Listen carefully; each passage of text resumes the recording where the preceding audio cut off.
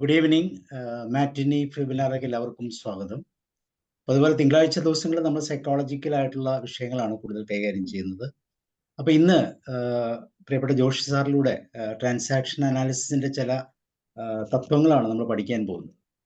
പ്രധാനമായിട്ടും നമുക്ക് എല്ലാവർക്കും മാനസികമായിട്ടുള്ള ഒരു ഡിസോർഡേഴ്സ് ഉണ്ടാകാറുണ്ട്.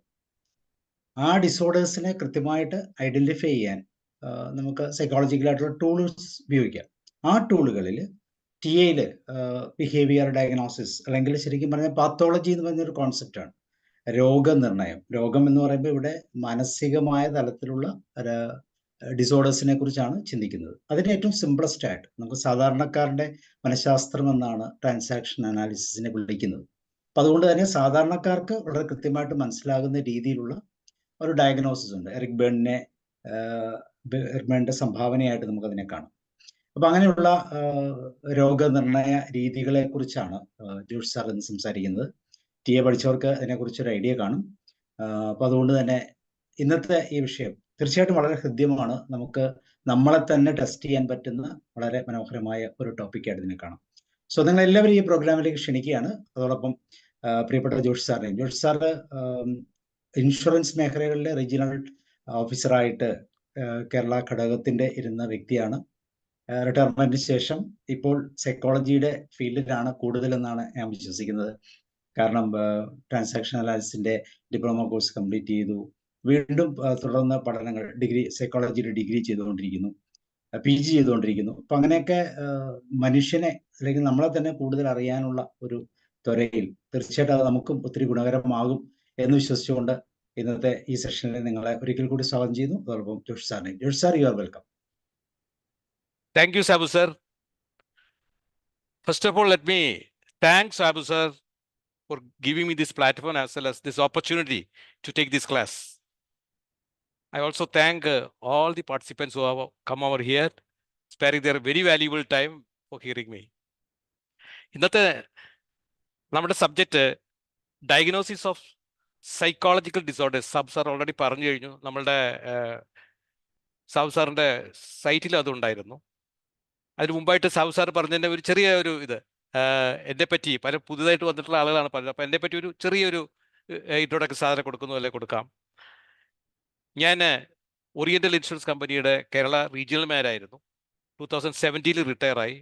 അതിനുശേഷം മോസ്റ്റ്ലി പഠിപ്പിലും അതുപോലെ ട്രെയിനിങ്ങിലും ഒക്കെയാണ് ഞാൻ എൻ്റെ സമയം ചെലവഴിച്ചിട്ടുള്ളത്. ഞാൻ ബേസിക്കലി അക്കാഡമിക് സൈഡിൽ വരുമ്പോഴും ഞാൻ I was MPhil in Applied Economics from Cochin University. അതിനുശേഷം I passed my MBA in Human Resource Management. ഇപ്പോൾ റിട്ടയർമെൻറ്റിന് ശേഷമാണ് ഞാൻ എൻ്റെ PhD കംപ്ലീറ്റ് ചെയ്തത്. അതിന് മുമ്പായിട്ട് രജിസ്റ്റർ ചെയ്തിരുന്നെങ്കിലും കംപ്ലീറ്റ് ചെയ്യാനുള്ളൊരു അവസരം കിട്ടിയത് റിട്ടയർമെൻറ്റിന് ശേഷമാണ്.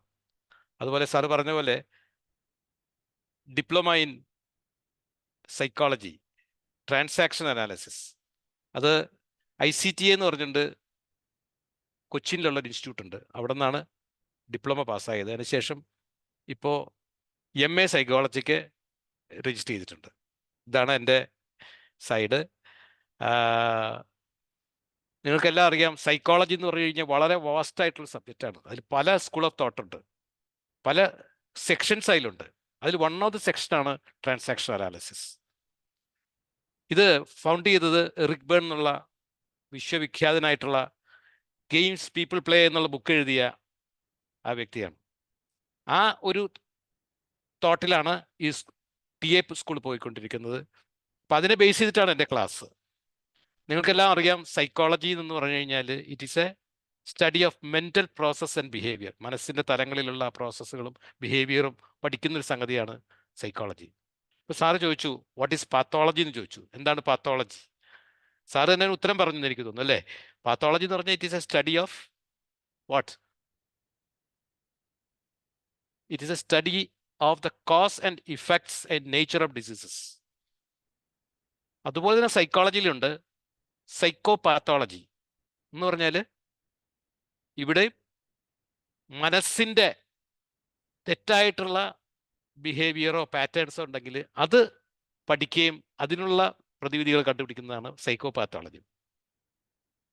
അപ്പോൾ നമുക്കെല്ലാം അറിയാം, ട്രാൻസാക്ഷൻ അനാലിസിസിൽ നമ്മളുടെ സ്ട്രക്ചർ എന്ന് പറഞ്ഞു കഴിഞ്ഞാൽ, സൈക്കോളജിക്കൽ സ്ട്രക്ചർ എന്ന് പറഞ്ഞാൽ 3 സംഗതിയാണ്. ഒന്ന് നമ്മുടെ പാരന്റ് ഈഗോ സ്റ്റേറ്റ്, രണ്ടാമത് നമ്മുടെ ചൈൽഡ് ഈഗോ സ്റ്റേറ്റ്, മൂന്നാമത് നമ്മുടെ അഡൾട്ട് ഈഗോ സ്റ്റേറ്റ്. ഈ 3 ഈഗോ സ്റ്റേറ്റിൽ ഉണ്ടാകുന്ന പ്രശ്നങ്ങളാണ് ഇപ്പോൾ ഇവിടെ ഡയഗ്നോസിന് വേണ്ടി മെയിനായിട്ട് ഞാൻ ഉപയോഗിക്കും. വേറെ ഡയഗ്നോസിസുകളുണ്ട്, ഇതാണ് മെയിനായിട്ട് ഞാൻ ഉപയോഗിക്കുന്ന ടൂളുകൾ ഇവിടെ. അപ്പോൾ അതിൽ നമ്മളുടെ സൈക്കിക് സൈഡിൽ പ്രശ്നങ്ങൾ വരുമ്പോൾ നമ്മൾ എങ്ങനെ നമുക്ക് തന്നെ അത് ഉപയോഗിക്കാം, അല്ലെങ്കിൽ മറ്റുള്ളവർക്ക് നമുക്ക് വേണ്ടി എക്സ്പെരിമെൻ്റ് ആയിട്ട് ഉപയോഗിക്കാം.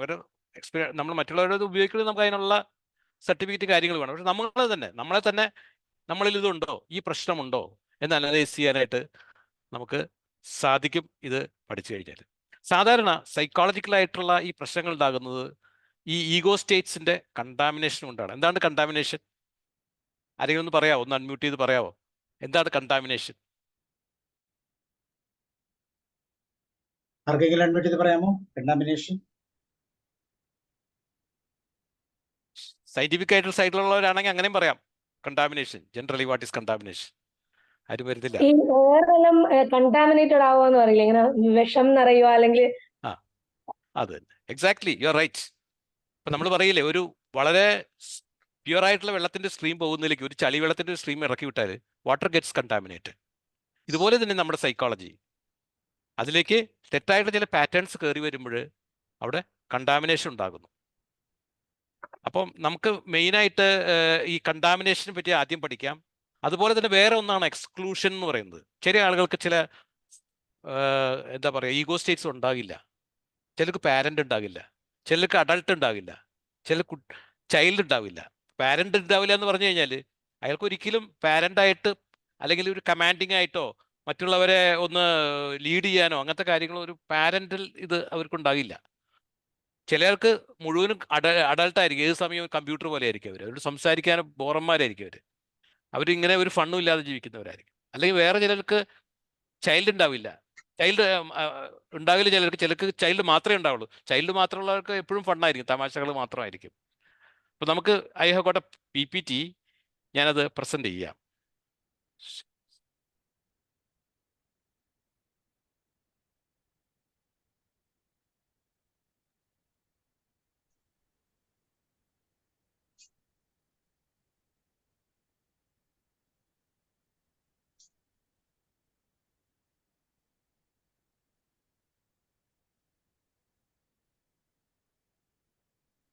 യെസ്, ഓക്കെ ആണോ? ഓക്കെ ആണല്ലോ അല്ലേ? Yes yes.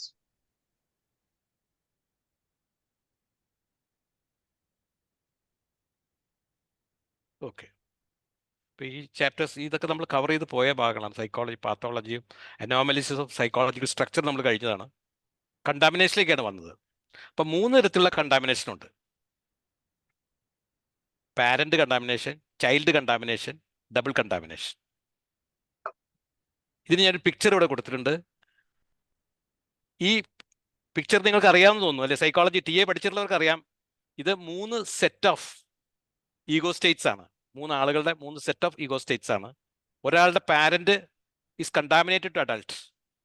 അപ്പോൾ ഈ കണ്ടാമിനേഷൻ ആർക്കാ വരുന്നത് എന്ന് ചോദിച്ചാൽ അഡൾട്ടിലാണ് കണ്ടാമിനേഷൻ വരുന്നത്. കാരണം adult is suppose to be the reality ചിന്തിക്കുകയും ഹിയർ ആൻഡ് നൗവിൽ ചിന്തിക്കുകയും പ്രസന്റ് മൊമെന്റിൽ ഇരിക്കുകയും ചെയ്യുന്ന ആളാണ് അഡൾട്ട് എന്ന് പറയുന്നത്. അയാൾ എപ്പോഴും റാഷണലായിട്ട് ചിന്തിക്കുകയുള്ളൂ. അയാളുടെ ബിഹേവിയറും എല്ലാം റാഷണൽ ആയിരിക്കും. അപ്പോൾ അത് കണ്ടാമിനേറ്റഡ് ആകുമ്പോഴാണ് ഈ കണ്ടാമിനേഷൻ വരുന്നത്. അപ്പോൾ ഇവിടെ പാരന്റ് കൂടുതലായിട്ട് ജംബിൾഡ് ആയിട്ട് കിടക്കുകയാണ്. ഇവിടെ നമുക്ക് ആ സ്പോട്ടഡ് ലൈനിൽ കാണാം, പാരന്റ് അഡൾട്ടിൽ ജംബിൾഡ് ആയിട്ട് കിടക്കുകയാണ്. അതുകൊണ്ടാണത് പാരന്റ് കണ്ടാമിനേഷൻ എന്ന് പറയുന്നത്. അതുപോലെ അടുത്ത ഈഗോ സ്റ്റേറ്റിന്റെ സെറ്റിൽ ചൈൽഡ് അഡൾട്ടിൽ ഒന്ന് കണ്ടാമിനേറ്റഡ് കിടക്കുകയാണ്. മൂന്നാമത് വരുന്നത് ഡബിൾ കണ്ടാമിനേഷൻ ആണ്.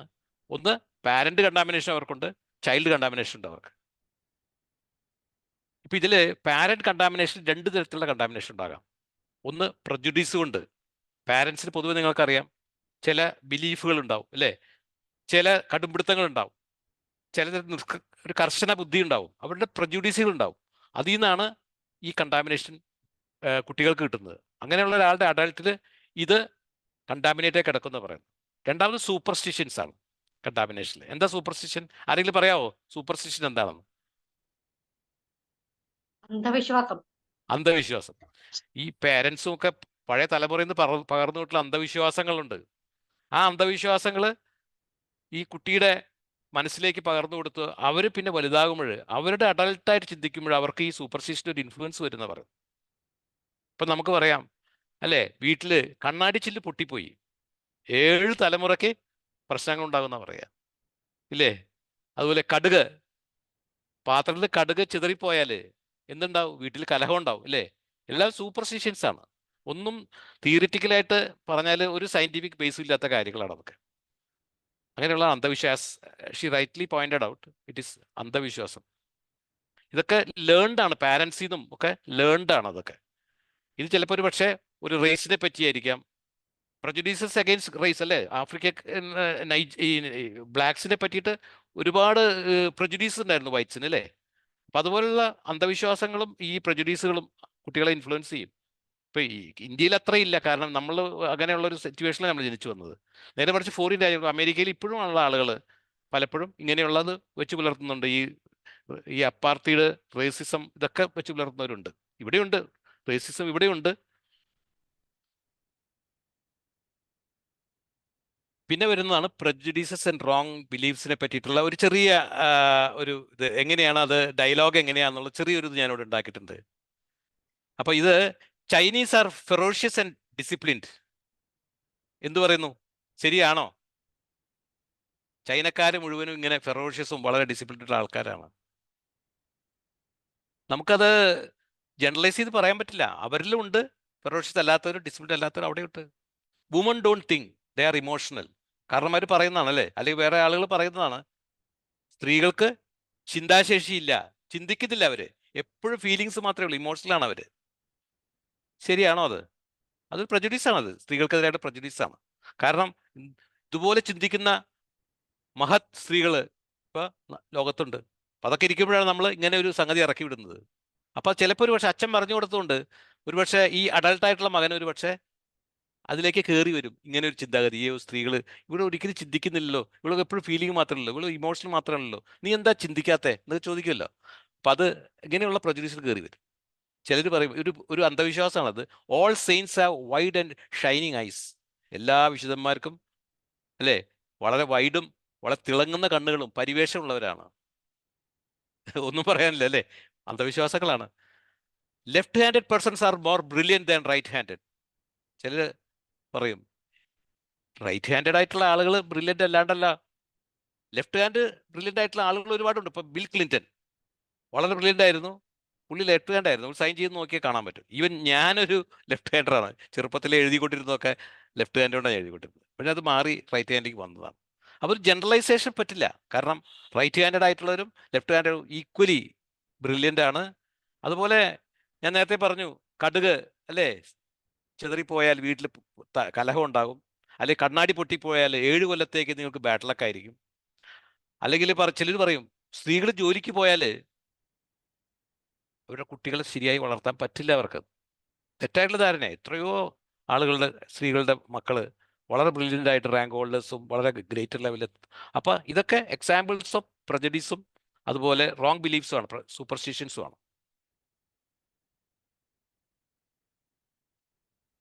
പിന്നെ ചൈൽഡ് പ്രശ്നങ്ങളാണ്. അവിടെ ചൈൽഡുകൾക്ക് ഏറ്റവും കൂടുതൽ വരുന്ന ഒരു സംഗതിയാണ് ഫോബിയ. ഫോബിയ എന്ന് കേട്ടിട്ടുണ്ട്. എന്താ ഫോബിയ? ആരെങ്കിലും പറയാമോ? അൺമ്യൂട്ട് ചെയ്ത് പറയാമോ ഫോബിയ എന്താന്ന്? ഫോബിയ എന്ന് പറയുമ്പോൾ അകാരണമായ ഒരു പേടി. അതെ അതെ, അത് ചില വസ്തുക്കളോടാവാം, ചില സാഹചര്യങ്ങളോടാവാം, അങ്ങനെ ഡിപ്പെൻസ്. യെസ്. ഇവിടെ ഞാനൊരു പിക്ചർ കാണിച്ചിട്ടുണ്ട് ഒരു ഫോബിയയുടെ. എന്ത് ഫോബിയ? ഞാൻ അരാക്കനെ ഫോബിയ എന്ന് എഴുതിയിട്ടുണ്ട്, കണ്ടല്ലോ ഇല്ലേ? ചില കുട്ടികൾക്ക് എട്ടുകാലികളോട് ഭയങ്കര ഭയമുണ്ട്. എട്ടുകാലികൾ അപ്പോൾ പാവങ്ങളാണ്, അവരുടെ ഭക്ഷണത്തിന് വേണ്ടി ചിലന്ത് വല കെട്ടി ജീവിക്കുന്നവരാണ്. പക്ഷെ കുട്ടികൾക്ക് അവരെ കണ്ടാൽ ഭയങ്കരമായിട്ടുള്ള പേടി അല്ലേ? അതുപോലെ നൈക്ടോഫോബിയ, ഇരുട്ട് കണ്ടാൽ പേടിക്കുന്ന കുട്ടികളുണ്ട്. അല്ലെങ്കിൽ ഫോണോഫോബിയ, സൗണ്ട് കേട്ടാൽ പേടിക്കുന്നവരുണ്ട്. ഇതൊക്കെ ഫോബിയകളാണ്. ഇതൊക്കെ ഈ കുട്ടിയുടെ മൈൻഡിലേക്ക് അവരുടെ ചെറുപ്പത്തിലെ അവർ ചിൽഡ്രൻ ആയിരിക്കുമ്പോൾ, ചൈൽഡ് ആയിരിക്കുമ്പോൾ കടത്തിവിട്ടുള്ള ചില സംഗതികളിൽ നിന്നുണ്ടാകുന്നതാണ് ഈ അരാക്കനോഫോബിയോ നൈക്ടോഫോബിയോ അല്ലെങ്കിൽ ഫോണോഫോബിയോ ഒക്കെ വരുന്നത് അങ്ങനെയാണ്. പിന്നെയുള്ളതൊന്നാണ് ഡെലൂഷൻ. കുട്ടികൾ ഉണ്ടാകുന്ന ഒരു സംഗതിയാണ് ഡെലൂഷൻ. എന്താണ് ഡെലൂഷൻ? ആരെങ്കിലും ഒന്ന് പറയാമോ അൺമ്യൂട്ട് ചെയ്ത്? Unshakable irrational believes. യെസ്. അത് ആയിരിക്കില്ല, പക്ഷെ അവർ അങ്ങനെയാണെന്ന് അവർ വിശ്വസിക്കും. ആര് പറഞ്ഞാലും കൺവിൻസ്ഡ് ഇല്ല, തെളിവെടുത്ത് പറഞ്ഞാലും കൺവിൻസ്ഡ് ആയിരിക്കില്ല. ഇതും അവർക്ക് ഈ ഡെലൂഷൻസ് ഒക്കെ കിട്ടുന്ന ചൈൽഡ്ഹുഡ് എക്സ്പീരിയൻസ് തന്നെയാണ്. അവര് വിചാരിക്കുന്ന, അവര് റിയലായിട്ട് വിചാരിക്കുന്നതാണ് റിയല്, പക്ഷെ ശരിക്കും ഒരു അൺറിയൽ ആയിരിക്കും. ഞാൻ അതിന്റെ ഒരു ഫോട്ടോ ഇവിടെ കാണിച്ചിരിക്കുകയാണ്. ഇയാൾ കണ്ണാടി നോക്കിയിട്ട് അയാൾ ആലോചിക്കാണ് അയാളുടെ മസിലൊക്കെ ഉള്ള ഒരാളാണെന്ന് അയാൾക്ക് മനസ്സുകൊണ്ട് ഇങ്ങനെ വരികയാണ് ആ കണ്ണാടി നോക്കിയിട്ട്. അല്ലെങ്കിൽ ഫാന്റസീസ് ഉണ്ടല്ലോ, നമ്മൾ കാണുന്ന ഫാന്റസീസ്, ഇതൊക്കെ അത് തന്നെയാണ് ഇതെല്ലാം. അപ്പോ ചില കുട്ടികളുണ്ട്, ഐ ആം നോട്ട് ബ്യൂട്ടിഫുൾ, എനിക്ക് ഭംഗിയില്ല. ഒരു ഡെലൂഷനാണ്. ചെറുപ്പത്തിലെ ആരോ പറഞ്ഞിട്ടുണ്ട് നിങ്ങൾ അഗ്ലിയാന്നോ എന്തെങ്കിലും പറഞ്ഞു കാണും. ആ കുട്ടി അതിൽ നിന്ന് ഡെവലപ്പ് ചെയ്ത് കൊണ്ടുവന്ന ഒന്നാണ് I am not beautiful. People don't just like me, എന്നെ ആർക്കും ഇഷ്ടമില്ല. I am afraid of speaking in public. ശരിക്കും ആ കുട്ടിക്ക് മനസ്സ് വെച്ചാൽ പ്രസംഗിക്കാനോ ഒക്കെ, പബ്ലിക്കിൽ പ്രസംഗിക്കാനോ ഒക്കെ സാധിക്കും. പക്ഷെ അത് എന്തുകൊണ്ടോ ചെറുപ്പത്തിലെ കിട്ടിയിട്ടുള്ള ചില മെസ്സേജസ്, സം പാരന്റൽ മെസ്സേജസ് ആവാം, അതർ മെസ്സേജസ് ആവാം, അതിൽ നിന്ന് ഡെവലപ്പ് ചെയ്ത് കൊണ്ടുവന്നതാണ്.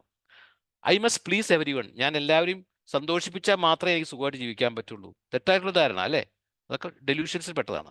I am an inferior and not smart. I bring misfortune to those I love. ഞാൻ സ്നേഹിക്കുന്നവർക്ക് ദുഃഖം മാത്രമേ എനിക്ക് കൊണ്ടുവരാൻ പറ്റുള്ളൂ. ഇതൊക്കെ ഡെലൂഷനാണ്. ഇതൊക്കെ അടുത്തത് ഡബിൾ കണ്ടാമിനേഷൻ. അതിലെ എക്സാമ്പിൾസ് ആണ്. ഒരു സൈഡിൽ പാരന്റ് കണ്ടാമിനേഷൻ, അതർ സൈഡിൽ ചൈൽഡ് കണ്ടാമിനേഷൻ. ഒരു സ്റ്റേറ്റ്മെന്റ് ആണ് parent, men are not to be trusted. അതൊരു ബിലീഫാണത്. Men are not to be trusted. അതിനോടൊപ്പം തന്നെ അയാൾ ചിന്തിക്കുകയാണ് ഐ ഡോണ്ട് ട്രസ്റ്റ് മെൻ. ചില കുട്ടികൾക്ക്, പെൺകുട്ടികൾക്ക് മാനസികമായിട്ട് പുരുഷന്മാരോട് ഒരു അകൽച്ച തോന്നാനുള്ള ഒരു കാരണം ഇത്തരത്തിലുള്ള ഒരു കണ്ടാമിനേഷനാണ്. അതുപോലെ if you love too much you will have to cry tomorrow എന്ന് പറഞ്ഞാൽ അതൊരു പാരന്റ് ചെയ്ത് വരുന്നതാണ്. അച്ഛനും അമ്മയും പറഞ്ഞു കൊടുക്കുകയാണ്, നീ അധികം ചിരിക്കല്ലേ, നാളെ നിനക്ക് ദുഃഖിക്കേണ്ടി വരും. അതിൻ്റെ കൂടെ അയാളുടെ child contamination, I bring bad luck to those I am happy with and love. ഞാൻ സ്നേഹിക്കുന്നവർക്കൊക്കെ ദുഃഖം മാത്രമേ ഞാൻ കൊണ്ടുവരാറുള്ളൂ എന്നുള്ള ആ ചിന്താഗതി. രണ്ടും ഡബിളാണ്. Nothing comes free in life. ഒരു ബിലീഫാണത്. ശരിക്കും ഫ്രീ ആയിട്ട് എന്തെങ്കിലും കിട്ടുന്നുണ്ടോ നമുക്ക് ലോകത്തിൽ? ആരെങ്കിലും ഒന്ന് പറയാവോ? ഫ്രീ ആയിട്ട് എന്തെങ്കിലും കിട്ടുന്നുണ്ടോ? Oxygen. Yes, oxygen, water, many things, my love, parental love, അങ്ങനെ ഒരുപാട് ഫ്രീ ആയിട്ട് കിട്ടുന്നുണ്ട്. ഞാൻ ഈ അടുത്തൊരു വാട്സാപ്പ് മെസ്സേജ് കണ്ടിരുന്നു. അതിൽ പറയുന്നത് നത്തിങ് ഈസ് ഫ്രീ എന്ന് പറഞ്ഞിട്ട് അയാൾ എസ്റ്റാബ്ലിഷ് ചെയ്യാണ്. WhatsApp is not free. Free ആണെന്ന് എഴുതിയാലും നിങ്ങളുടെ സമയം, നിങ്ങളുടെ ഇന്റർനെറ്റ്, നിങ്ങളുടെ കൾച്ചർ, എല്ലാത്തിനും കോസ്റ്റ് ഉണ്ട്. അതുപോലെ ഫേസ്ബുക്ക് ആയാലും ഇൻസ്റ്റാഗ്രാം ആയാലും അതൊക്കെ അതിന് കോസ്റ്റ് ഉണ്ടെന്ന് ഒരാൾ എന്നോട് പറയാറ്. Nothing is free. അപ്പം ഞാൻ അദ്ദേഹത്തിന് ഒരു മറുപടി കൊടുത്തു, not so, certain things are free in this world. കുറെ കഴിയുമ്പോൾ വെള്ളം കോസ്റ്റ്ലി ആവും, അത് പറയാൻ പറ്റില്ല, ഇപ്പം പറയാൻ പറ്റില്ല. അതുപോലെ അതിലുള്ള ചൈൽഡ് ഇതിന്ന് വരുന്ന statement, I have never received anything free. കുട്ടി പറയാൻ എനിക്ക് ഒന്നും ഇതുവരെയും ഫ്രീ ആയിട്ട് കിട്ടിയിട്ടില്ല. അപ്പം അതും അയാളെ ഇൻഫ്ലുവൻസ് ചെയ്തിട്ടുണ്ട്. അതുകൊണ്ട് ഡബിൾ കണ്ടാമിനേഷൻ അവിടെ വരികയാണ്. എല്ലാ സമ്മാനങ്ങൾക്കും ഒരു ദുരുദ്ദേശമുണ്ട്. അച്ഛന്മാർ പറഞ്ഞു കൊടുക്കും, മോനെ നീ അങ്ങനെ സമ്മാനങ്ങളെല്ലാം അല്ലെങ്കിൽ കിട്ടുന്നൊന്നും ഏറ്റുവാങ്ങാൻ നിൽക്കണ്ട, എല്ലാ സമ്മാനത്തിനും ഒരു ദുരുദ്ദേശമുണ്ട്. അച്ഛൻ്റെതാണ്, പാരന്റ് കണ്ടാമിനേഷനാണ് അവിടെ. അപ്പം കുട്ടിയുടെ മനസ്സിൽ ചൈൽഡ് സ്റ്റേറ്റിൽ എന്തെങ്കിലും ഉണ്ടായിട്ടുള്ള സംഭവമായിരിക്കും. അപ്പം അയാൾ പറയാണ്, എന്ന് ഒരു സമ്മാനം തന്നാലും അവരെന്നെ ദുരുപയോഗപ്പെടുത്താൻ വേണ്ടി മാത്രം, എന്നെ എക്സ്പ്ലോയിറ്റ് ചെയ്യാൻ വേണ്ടി മാത്രമാണ് അത് തരുന്നത്. അപ്പം അത് ചൈൽഡ്. അപ്പോൾ ഡബിൾ. പിന്നെ mothers are always good, my mother will not do anything wrong to me. ഇങ്ങനെയുള്ള ഇതൊക്കെ ഡബിൾ കണ്ടാമിനേഷൻ ആണ്. അടുത്ത് ഞാൻ പറഞ്ഞത് എക്സ്ക്ലൂഷനാണ്. എക്സ്ക്ലൂഷൻ ആൻഡ് കോൺസ്റ്റന്റ്, ഈ രണ്ട് ആസ്പെക്റ്റിനെ പറ്റിയാണ് ഇനി നമ്മൾ സംസാരിക്കുന്നത്. എന്താണ് എക്സ്ക്ലൂഷൻ? ചില ആളുകൾക്ക് ചില ഈഗോ സ്റ്റേറ്റ് എക്സ്ക്ലൂഡഡ് ആയിരിക്കും. Shutting out one or more ego States. ഇപ്പം ഞാൻ നേരത്തെ പറഞ്ഞു, ചിലർക്ക് പാരന്റ് ഉണ്ടാകില്ല. ഇപ്പോൾ പോലീസാകാൻ പോയി അയാളെ നോക്കുമ്പോൾ, സൈക്കോളജിക്കലി ടെസ്റ്റ് ചെയ്യുമ്പോൾ അയാൾക്ക് അറുത്തു മുറിച്ചൊരു കാര്യം പറയാൻ അറിയില്ല, അയാൾക്ക് സ്റ്റേണായിട്ട് നിൽക്കാൻ പറ്റില്ല. അപ്പോൾ അവൾക്ക് പാരന്റ് ഇല്ല. ചിലരുടെ പ്രശ്നമാണത്. ചിലർക്ക് അഡൾട്ട് ഇല്ല, റാഷണലായിട്ട് ചിന്തിക്കില്ല, എന്നും സൂപ്പർസ്റ്റിഷ്യസ് ആയിട്ടൊക്കെ ചിന്തിക്കുക, റാഷണലായിട്ട് ഒരു ചിന്തിക്കുക, റിയാലിറ്റിയെ പറ്റി അറിയില്ല, ഹീറോ നോവലിൽ നിന്ന് സംസാരിക്കില്ല. അവർക്ക് അഡൾട്ട് ഇല്ല, അവരുടെ ആ പേഴ്സണാലിറ്റിയിൽ അഡൾട്ട് ഇല്ല. അതൊരു ഡിഫോമിറ്റിയാണത് പേഴ്സണാലിറ്റിയുടെ. അടുത്ത് ചൈൽഡ് ഇല്ലാത്തവർ. ചൈൽഡിൽ എന്ത് സംഭവിക്കും? ഒരിക്കലും ഒരു ഫണ്ണോ ഒരു ക്രിയേറ്റിവിറ്റിയോ ഒന്നും ആ ആൾക്കുണ്ടാവില്ല.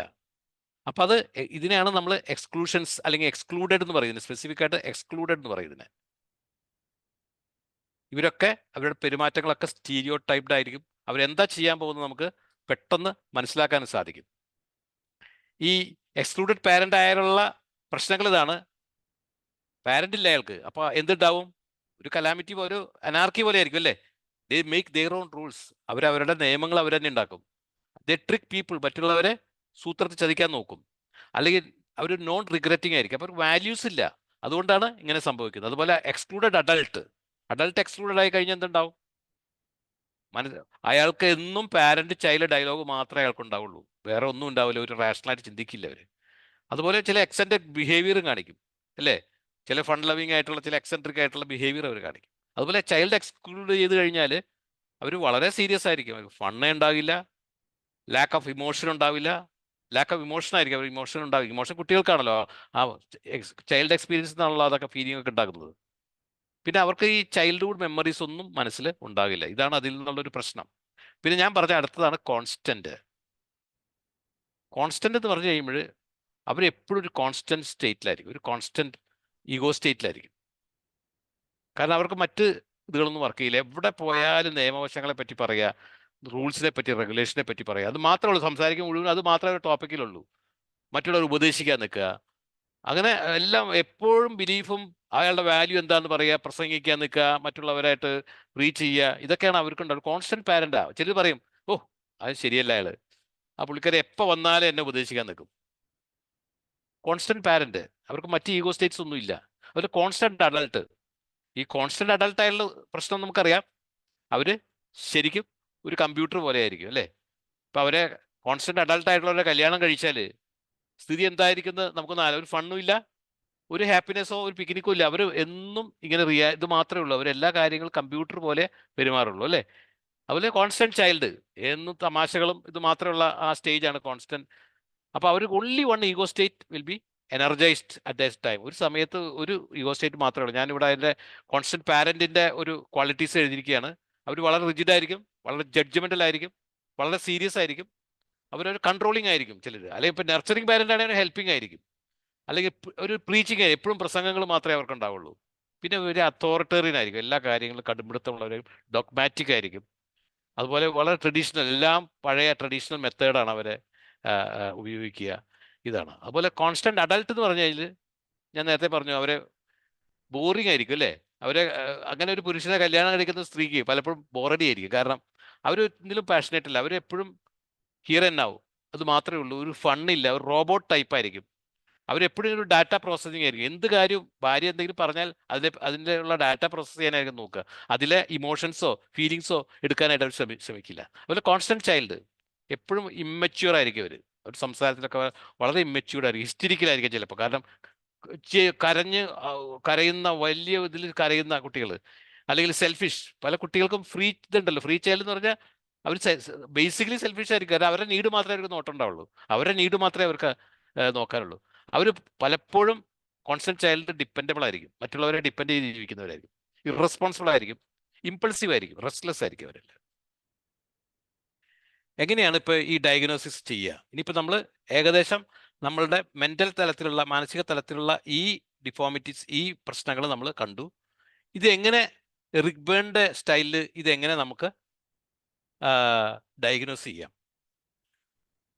സാറേ ഒരു സെക്കൻഡ്. ഈഗോ സ്റ്റേറ്റുമായിട്ട് ബന്ധപ്പെട്ട 3 ഈഗോ സ്റ്റേറ്റുകളെ കുറിച്ച് നമ്മൾ പറഞ്ഞ എന്തെങ്കിലും സംശയങ്ങൾ ഉണ്ടെങ്കിൽ ആർക്കെങ്കിലും ഉണ്ടെങ്കിൽ ചോദിച്ചോളൂ. അപ്പൊ സാർ അത് ക്ലിയർ ചെയ്യും, എന്നിട്ട് നമുക്ക് പെട്ടെന്ന് ഈഗോ സ്റ്റേറ്റുമായി ബന്ധപ്പെട്ട് എന്തെങ്കിലും സംശയങ്ങൾ ഉണ്ടെങ്കിൽ ചോദിച്ചു. ഞാൻ ഈഗോ സ്റ്റേറ്റ് എക്സ്പ്ലെയിൻ ചെയ്തില്ല. നമ്മുടെ പേഴ്സണാലിറ്റിയാണ് ഈ 3 ഈഗോ സ്റ്റേറ്റ് എന്ന് ഞാൻ പറഞ്ഞു. ആർക്കെങ്കിലും ഈഗോ സ്റ്റേറ്റിനെ പറ്റിയിട്ട് എന്താണ് ഓരോ ഈഗോ സ്റ്റേറ്റിലുള്ളത് എന്ന് അറിയണമെങ്കിൽ വേണമെങ്കിൽ പറഞ്ഞുതരാം. ആരെങ്കിലും പറയുകയാണെങ്കിൽ, അൺമ്യൂട്ട് ചെയ്ത് ചോദിക്കുകയാണെങ്കിൽ പറയാം. എനിക്കൊന്ന് പലരും സൈക്കോളജി പാരന്റ് എന്ന് പറഞ്ഞാല് പാരന്റൽ ബിഹേവിയർ എന്നാണ് ഉദ്ദേശിക്കുന്നത്. പാരന്റ് എന്ന് പറഞ്ഞു കഴിഞ്ഞാൽ പാരന്റൽ ബിഹേവിയർ അല്ല.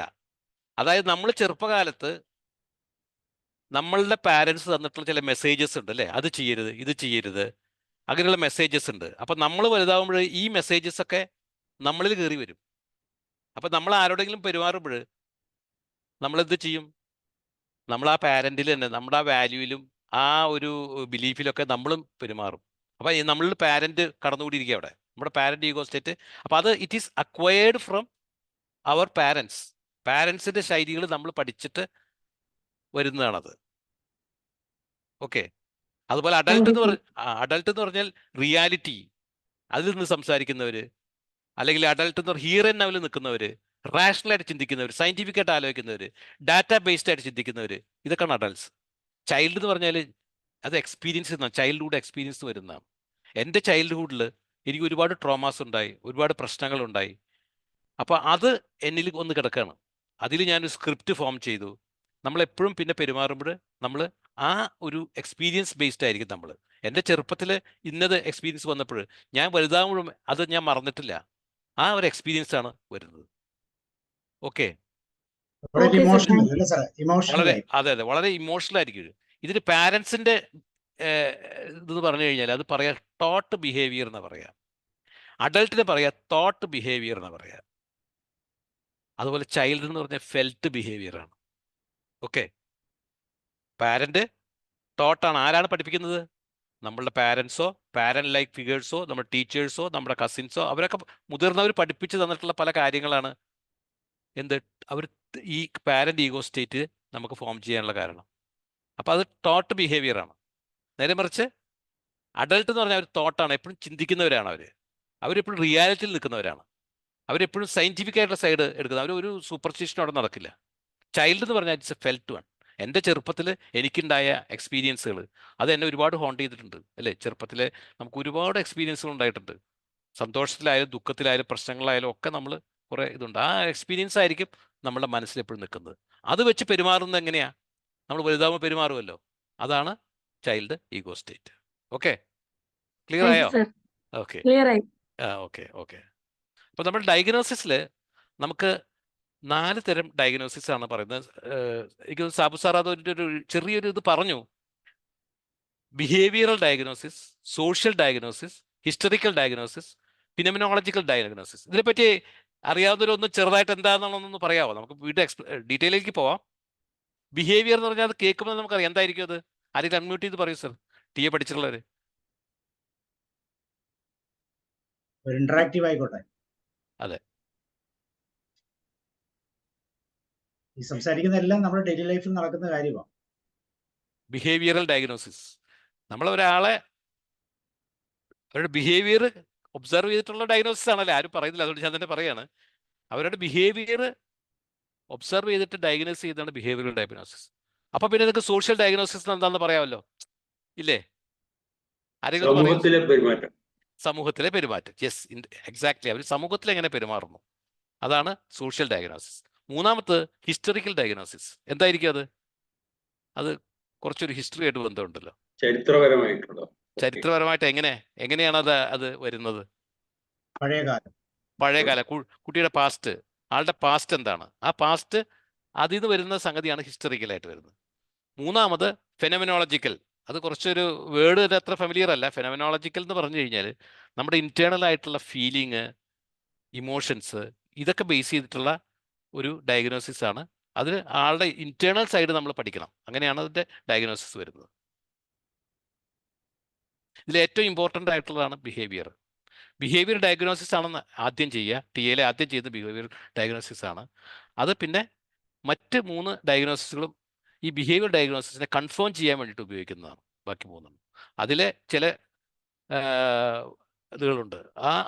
അത് ശരിയാണോ, അത് ഇതിനോട് അനുകൂലിക്കുന്നുണ്ടോ എന്ന് കൺഫേം ചെയ്യാൻ വേണ്ടി മാത്രം ഉപയോഗിക്കുന്നതാണ്. ഇവിടെ ഞാൻ നേരത്തെ പറഞ്ഞു, നമ്മൾ ഒരാളുടെ ഈഗോ സ്റ്റേറ്റ് ഒബ്സർവ് ചെയ്തിട്ട് അല്ലെങ്കിൽ ബിഹേവിയർ ഒബ്സർവ് ചെയ്തിട്ട് ചെയ്യുന്ന ആ ഒരു ഡയഗ്നോസിസ് ആണ് ബിഹേവിയറൽ ഡയഗ്നോസിസ് എന്ന് പറഞ്ഞു കഴിഞ്ഞാൽ. എന്താ ബിഹേവിയർ എന്ന് പറഞ്ഞാൽ? ഒരാളുടെ ബിഹേവിയർ എന്ന് എന്തൊക്കെ വരും? അവരിൽ നമ്മൾ ഒബ്സർവ് ചെയ്യുന്ന കാര്യങ്ങളെല്ലാം ബിഹേവിയർ ആണ്. അപ്പോൾ നമ്മൾ അവർ സാധാരണ അതിൽ ഒബ്സർവ് ചെയ്യുന്നത് അവരുടെ വാക്കുകൾ, അവരുടെ ടോൺ, അവരുടെ ഗസ്റ്റേഴ്സ്, അവരുടെ പോസ്റ്റേഴ്സ്, അവരുടെ ഫേഷ്യൽ എക്സ്പ്രഷൻ, ഇതൊക്കെ നമുക്ക് ഒബ്സർവ് ചെയ്യാം അല്ലേ? ഇതെല്ലാം ഔട്ട്വേർഡ് ആയിട്ട് നമുക്ക് കാണാൻ പറ്റും. ഈ ഗസ്റ്റേഴ്സ് ആയാലും ടോൺസ് ആയാലും പോസ്റ്റർ ആയാലും എല്ലാം നമുക്ക് ഔട്ട്വേർഡ് ആയിട്ട് ഒരാളെ കാണാൻ പറ്റും.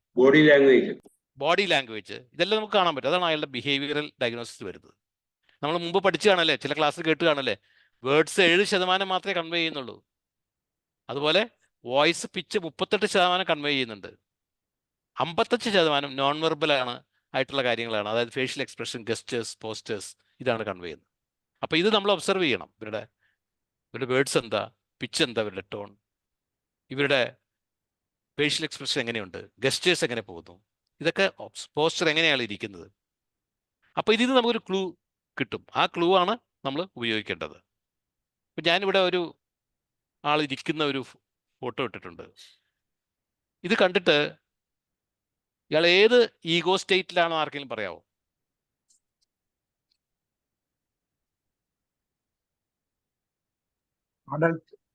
അഡൽട്ട്, യെസ്, അഡൽട്ടാണ്. കാരണം ഇതിന് കാരണം എന്താ വെച്ചാൽ അയാൾ വളരെ ബാലൻസ്ഡ് ആയിട്ടാണ് ഇരിക്കുന്നത്. അവർ ചെയറിൽ ഇരിക്കുന്നത് ശരിക്കും പറഞ്ഞ് വെർട്ടിക്കലായിട്ട് കറക്റ്റായിട്ട് ബാലൻസ്ഡ് ആയിട്ടാണ് ഇരിക്കുന്നത്. 2 കാലും നിലത്ത് കറക്റ്റായിട്ട് വെച്ചിട്ടുണ്ട്. അത് ടിൽറ്റ് ചെയ്യുകയൊന്നും ചെയ്യുന്നില്ല. അതുപോലെ അയാളുടെ ഫേഷ്യൽ മസിൽസ് എല്ലാം വളരെ റിലാക്സ്ഡ് ആണ്. അയാളുടെ വോയിസ് ഉണ്ടെങ്കിൽ ഞാനിവിടെ എഴുതിയിട്ടുണ്ട്, ലെവൽഡ് വോയിസ് ആണ് ഞാൻ എഴുതാൻ കാരണം ഇതൊരു അഡൽട്ട് ആണെന്ന് എസ്റ്റാബ്ലിഷ് ചെയ്യാൻ വേണ്ടിയിട്ടാണ്. അപ്പം ഇങ്ങനെ ഒരാളെ കണ്ടാൽ നമുക്ക് ഒബ്സർവ് ചെയ്ത അഡൽട്ട് ആണെന്ന് ആർക്കും പറയാം, ഈസ് എൻ അഡൽട്ട്. നമ്മളുടെ ആ ഒബ്സർവേഷനിൽ നിന്ന് നമുക്കത് മനസ്സിലാക്കാൻ പറ്റും. ഇവിടെ കഴിഞ്ഞ അമേരിക്കൻ ഇലക്ഷനിൽ 2 പേര് പ്രസംഗിക്കുന്ന ഒരു ഫോട്ടോ ആണ്. അവർ പേഴ്സണലായിട്ട് അങ്ങോട്ടും ഇങ്ങോട്ടും പറയുന്നതാണ് അവരെ പറ്റി. ഈ ഇദ്ദേഹം മറ്റേയാളെ പറ്റി, മറ്റേയാൾ ഇദ്ദേഹത്തെ പറ്റി പറയുന്ന സമയത്തുള്ള ഒരു ഫേഷ്യൽ എക്സ്പ്രഷൻ ആണ് ഇവിടെ കാണുന്നത്. ആരൊക്കെയാണെന്ന് പറയാമോ? അത്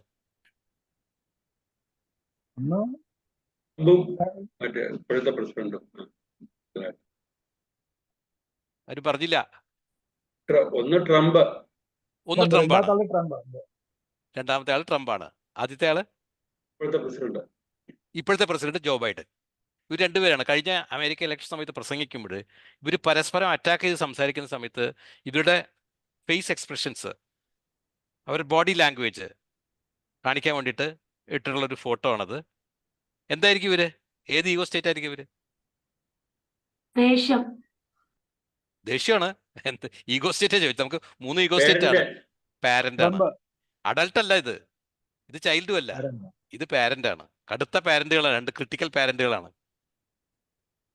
ഇവിടെ ഒരു പുള്ളിക്കാരൻ നേരത്തെ പറഞ്ഞു, നമ്മുടെ ചെറുപ്പത്തിലുള്ള എക്സ്പീരിയൻസുകൾ തിരിച്ച് നമ്മൾ പെരുമാറുമ്പോഴാണ് നമ്മൾ ചൈൽഡ് ഈഗോ സ്റ്റേറ്റിലാകുന്നത്. ഇദ്ദേഹം കുട്ടികളുടെ ഒപ്പം പാർക്കിൽ പോയതാ. പാർക്കിൽ പോയപ്പോൾ ഇങ്ങനെ ഒരു സംഗതി കണ്ടു. ഇരുന്നപ്പോൾ അയാൾക്ക് ഓർമ്മ വരുന്നത് എന്താ? അയാളുടെ കുട്ടിക്കാലമാണ്. ആ കുട്ടിക്കാലത്ത് അയാൾ എങ്ങനെ കളിച്ചോ അതുപോലെ കളിക്കാനാണ് ആ പുള്ളിക്കാരൻ ശ്രമിക്കുന്നത് അല്ലേ? അപ്പൊ അയാൾ ഏത് ഈഗോ സ്റ്റേറ്റിലാ? Child ego. യെസ്, അയാൾ ചൈൽഡ് ഈഗോ സ്റ്റേറ്റിലാണ്. ഇവിടെ വേറെ 2 മാതാപിതാക്കളാണ്. 2 കുട്ടികളെ അവരുടെ കാല് തൊട്ട് വന്ദിക്കുന്നുണ്ട്. ഇത് എനിക്ക് ചൈൽഡ് ഈഗോ സ്റ്റേറ്റ് എന്നോ അല്ലെങ്കിൽ പാരന്റ് ഈഗോ സ്റ്റേറ്റ് എന്ന് പറഞ്ഞാൽ പോരാ, കറക്റ്റായിട്ട് അതിലുള്ള ബൈഫർക്കേഷൻസ് പറയാൻ പറ്റണം. ടി എ പഠിച്ചവർക്ക് പറയാൻ പറ്റും. പാരന്റ്സ് ഏത് ഈഗോ സ്റ്റേറ്റിലാണ്?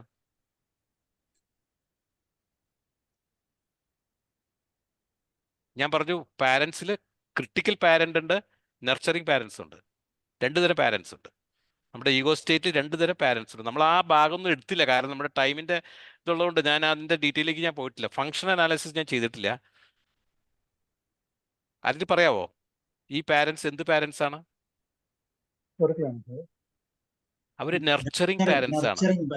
അവർ നർച്ചറിങ് പാരൻസ് ആണ്. മറ്റു കുട്ടികളെ സ്നേഹിക്കുകയും താലോലിക്കുകയും അവർക്ക് വേണ്ടി നന്മകൾ മാത്രം ചെയ്യുന്ന നർച്ചറിങ് പാരൻസ് ആണ് അവർ. ആ നർച്ചറിങ് പാരൻസ് NP എന്നുള്ള ഈഗോ സ്റ്റേറ്റ് ആണ് അവർ നിൽക്കുന്നത്. കുട്ടികളുടെ കാര്യത്തിൽ എന്താ? കുട്ടികൾ ചൈൽഡ് ഈഗോ സ്റ്റേറ്റ് എന്ന് പറഞ്ഞാൽ 3 ആക്കി തിരിക്കാം. ഫ്രീ ചൈൽഡ് ഉണ്ട്, അഡാപ്റ്റഡ് ചൈൽഡ് ഉണ്ട്, റിബല്യസ് ചൈൽഡ് ഉണ്ട്. ഈ കുട്ടികൾ എന്തായിരിക്കും? അഡാപ്റ്റഡ് ചൈൽഡ് ആണ്. അഡാപ്റ്റഡ് ചൈൽഡ് എന്ന് പറഞ്ഞു കഴിഞ്ഞാൽ ചെറുപ്പത്തിലെ പാരൻസ് കുട്ടികളെ ഡിസിപ്ലിൻ ആക്കി വാല്യൂസ് പറഞ്ഞു കൊടുത്ത് അവരുടെ ബിലീഫുകളൊക്കെ സെറ്ററൈറ്റ് ചെയ്ത് കൊണ്ടുവന്നിട്ടുള്ള കുട്ടികളാണ്. ആ കുട്ടികൾ എപ്പോഴും പറയും, മുതിർന്നവരെ കണ്ടു കഴിഞ്ഞാൽ കാൽ തൊട്ട് വന്ദിക്കണം എന്ന് പഠിപ്പിച്ചിട്ടുള്ള കുട്ടികളാണ്. അവരെ പറയുന്നത് അഡാപ്റ്റഡ് ചൈൽഡ് എന്ന് പറയുന്നത്. They are adapted, they have been groomed to become like that. ഇത് വേറെ ഒരെണ്ണം ജസ്റ്റ് ഇത് കാണിച്ചത് മാത്രമേ ഉള്ളൂ അല്ലേ. പാരൻസ്, ശരിയായിട്ടുള്ള പാരൻസിലുള്ള ആളുകളാണ് ഇപ്പുറം നിൽക്കുന്നത്. അവിടെ നിൽക്കുന്നത് ഇങ്ങേ സൈഡിൽ ചൈൽഡ്, ടിപ്പിക്കൽ ചൈൽഡാണത്. ഫ്രീ ചൈൽഡ് ഉണ്ട് അതിൽ. ഈ അച്ഛൻ ആലോചിക്കുക, അച്ഛൻ എന്തായിരിക്കാം? What ego state will B അച്ഛൻ? ഇയാള് ഒരു പാരന്റ് എന്ന് പറയാൻ പറ്റുമോ? ഒരു അഡൾട്ട് എന്ന് പറയാൻ പറ്റുമോ? അതും പറ്റില്ല. ഇയാളൊരു ചൈൽഡ് ഈഗോ സ്റ്റേറ്റിലാണ്, കാര്യം കാരണവരാണ്, ചൈൽഡ് ഈഗോ സ്റ്റേറ്റിലാണ് അയാൾ നിൽക്കുന്നത്. ഇവിടെ വേറെ ഒരു എക്സാമ്പിൾ ഞാൻ കൊടുത്തിരിക്കുകയാണ്. ഒരു അധ്യാപകൻ കുട്ടികളെ പഠിപ്പിക്കുക.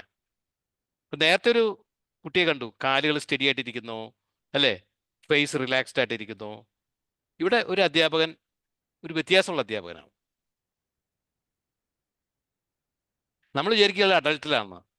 പക്ഷെ ഇയാളുടെ ഒരു കാല് ചെയറിൽ കയറ്റി വെച്ചിരിക്കുന്നു, ഈ സ്റ്റാൻഡിൽ കയറ്റി വെച്ചിരിക്കുന്നു, ഒരു ടോയിലിൻ്റെ മേലെ വേറെ ടോയിൽ കയറ്റി വെച്ചിരിക്കുന്നു.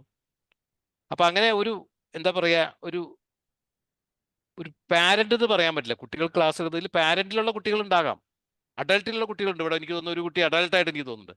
ഇദ്ദേഹം ഒരു അഡാപ്റ്റഡ് ചൈൽഡാണത്. ചൈൽഡ് എന്നുള്ള ഈഗോ സ്റ്റേറ്റിൽ ഇരിക്കുന്ന ഒരാളാണ് അദ്ദേഹം. ഇനി നമുക്ക്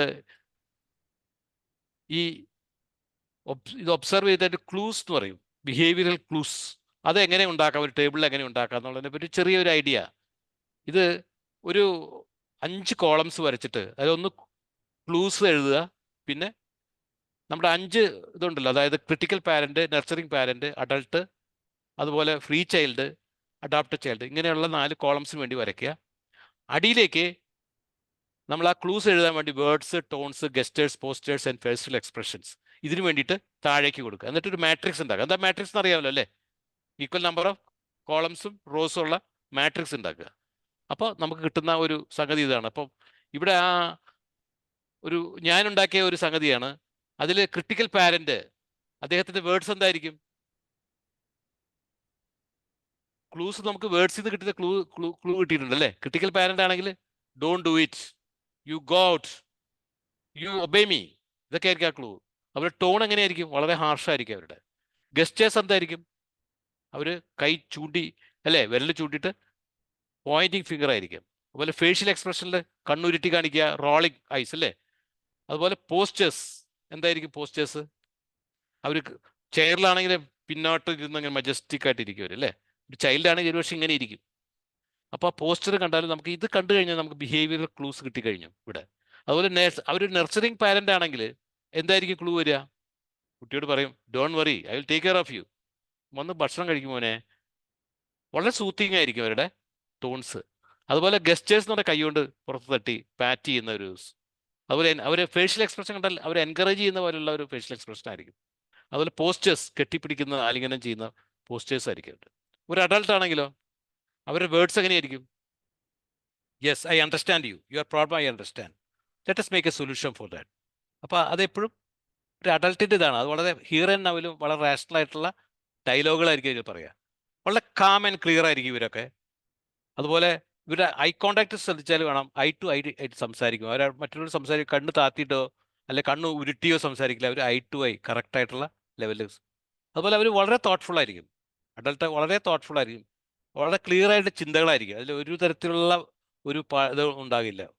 അവർ ദേഷ്യപ്പെടുകയോ അങ്ങനത്തെ കാര്യങ്ങൾ. ഇപ്പോൾ ദേഷ്യപ്പെടുന്നുണ്ടെങ്കിൽ തന്നെ അവരത് അഡൾട്ടിൽ നിന്നുകൊണ്ട് ദേഷ്യപ്പെട്ടാൽ ഈ കാര്യം നടക്കുള്ളൂ എന്ന് വിചാരിച്ച് ദേഷ്യപ്പെടുന്ന, അങ്ങനെയാണ് അത് ചെയ്യുന്നത്. അപ്പോൾ വളരെ തോട്ട്ഫുൾ ആയിരിക്കും അവർ ബോഡി എപ്പോഴും അവരുടെ സ്ട്രെയിറ്റ് ആയിട്ട് അവർ നിൽക്കുന്നത്. ഒരിക്കലും ഇങ്ങനെ ചുരുണ്ടുകൂടി നടക്കാതിരിക്കുക, അങ്ങനെയുള്ള സംഗതികളൊന്നും ഒരു അഡൾട്ട് പേഴ്സണാലിറ്റിയിൽ നിന്ന് ഉണ്ടാകില്ല.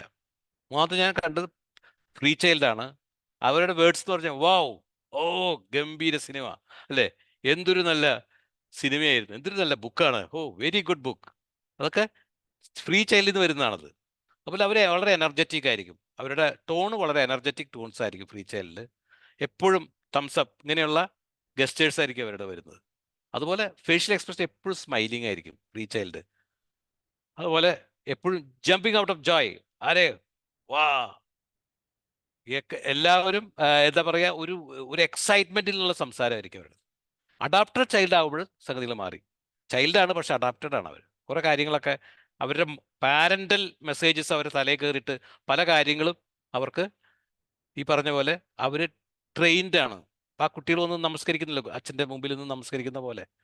എന്ത് തെറ്റ് ചെയ്ത ടീച്ചറോട് അവർ എപ്പോഴും പറയും sorry sir, it's A mistake.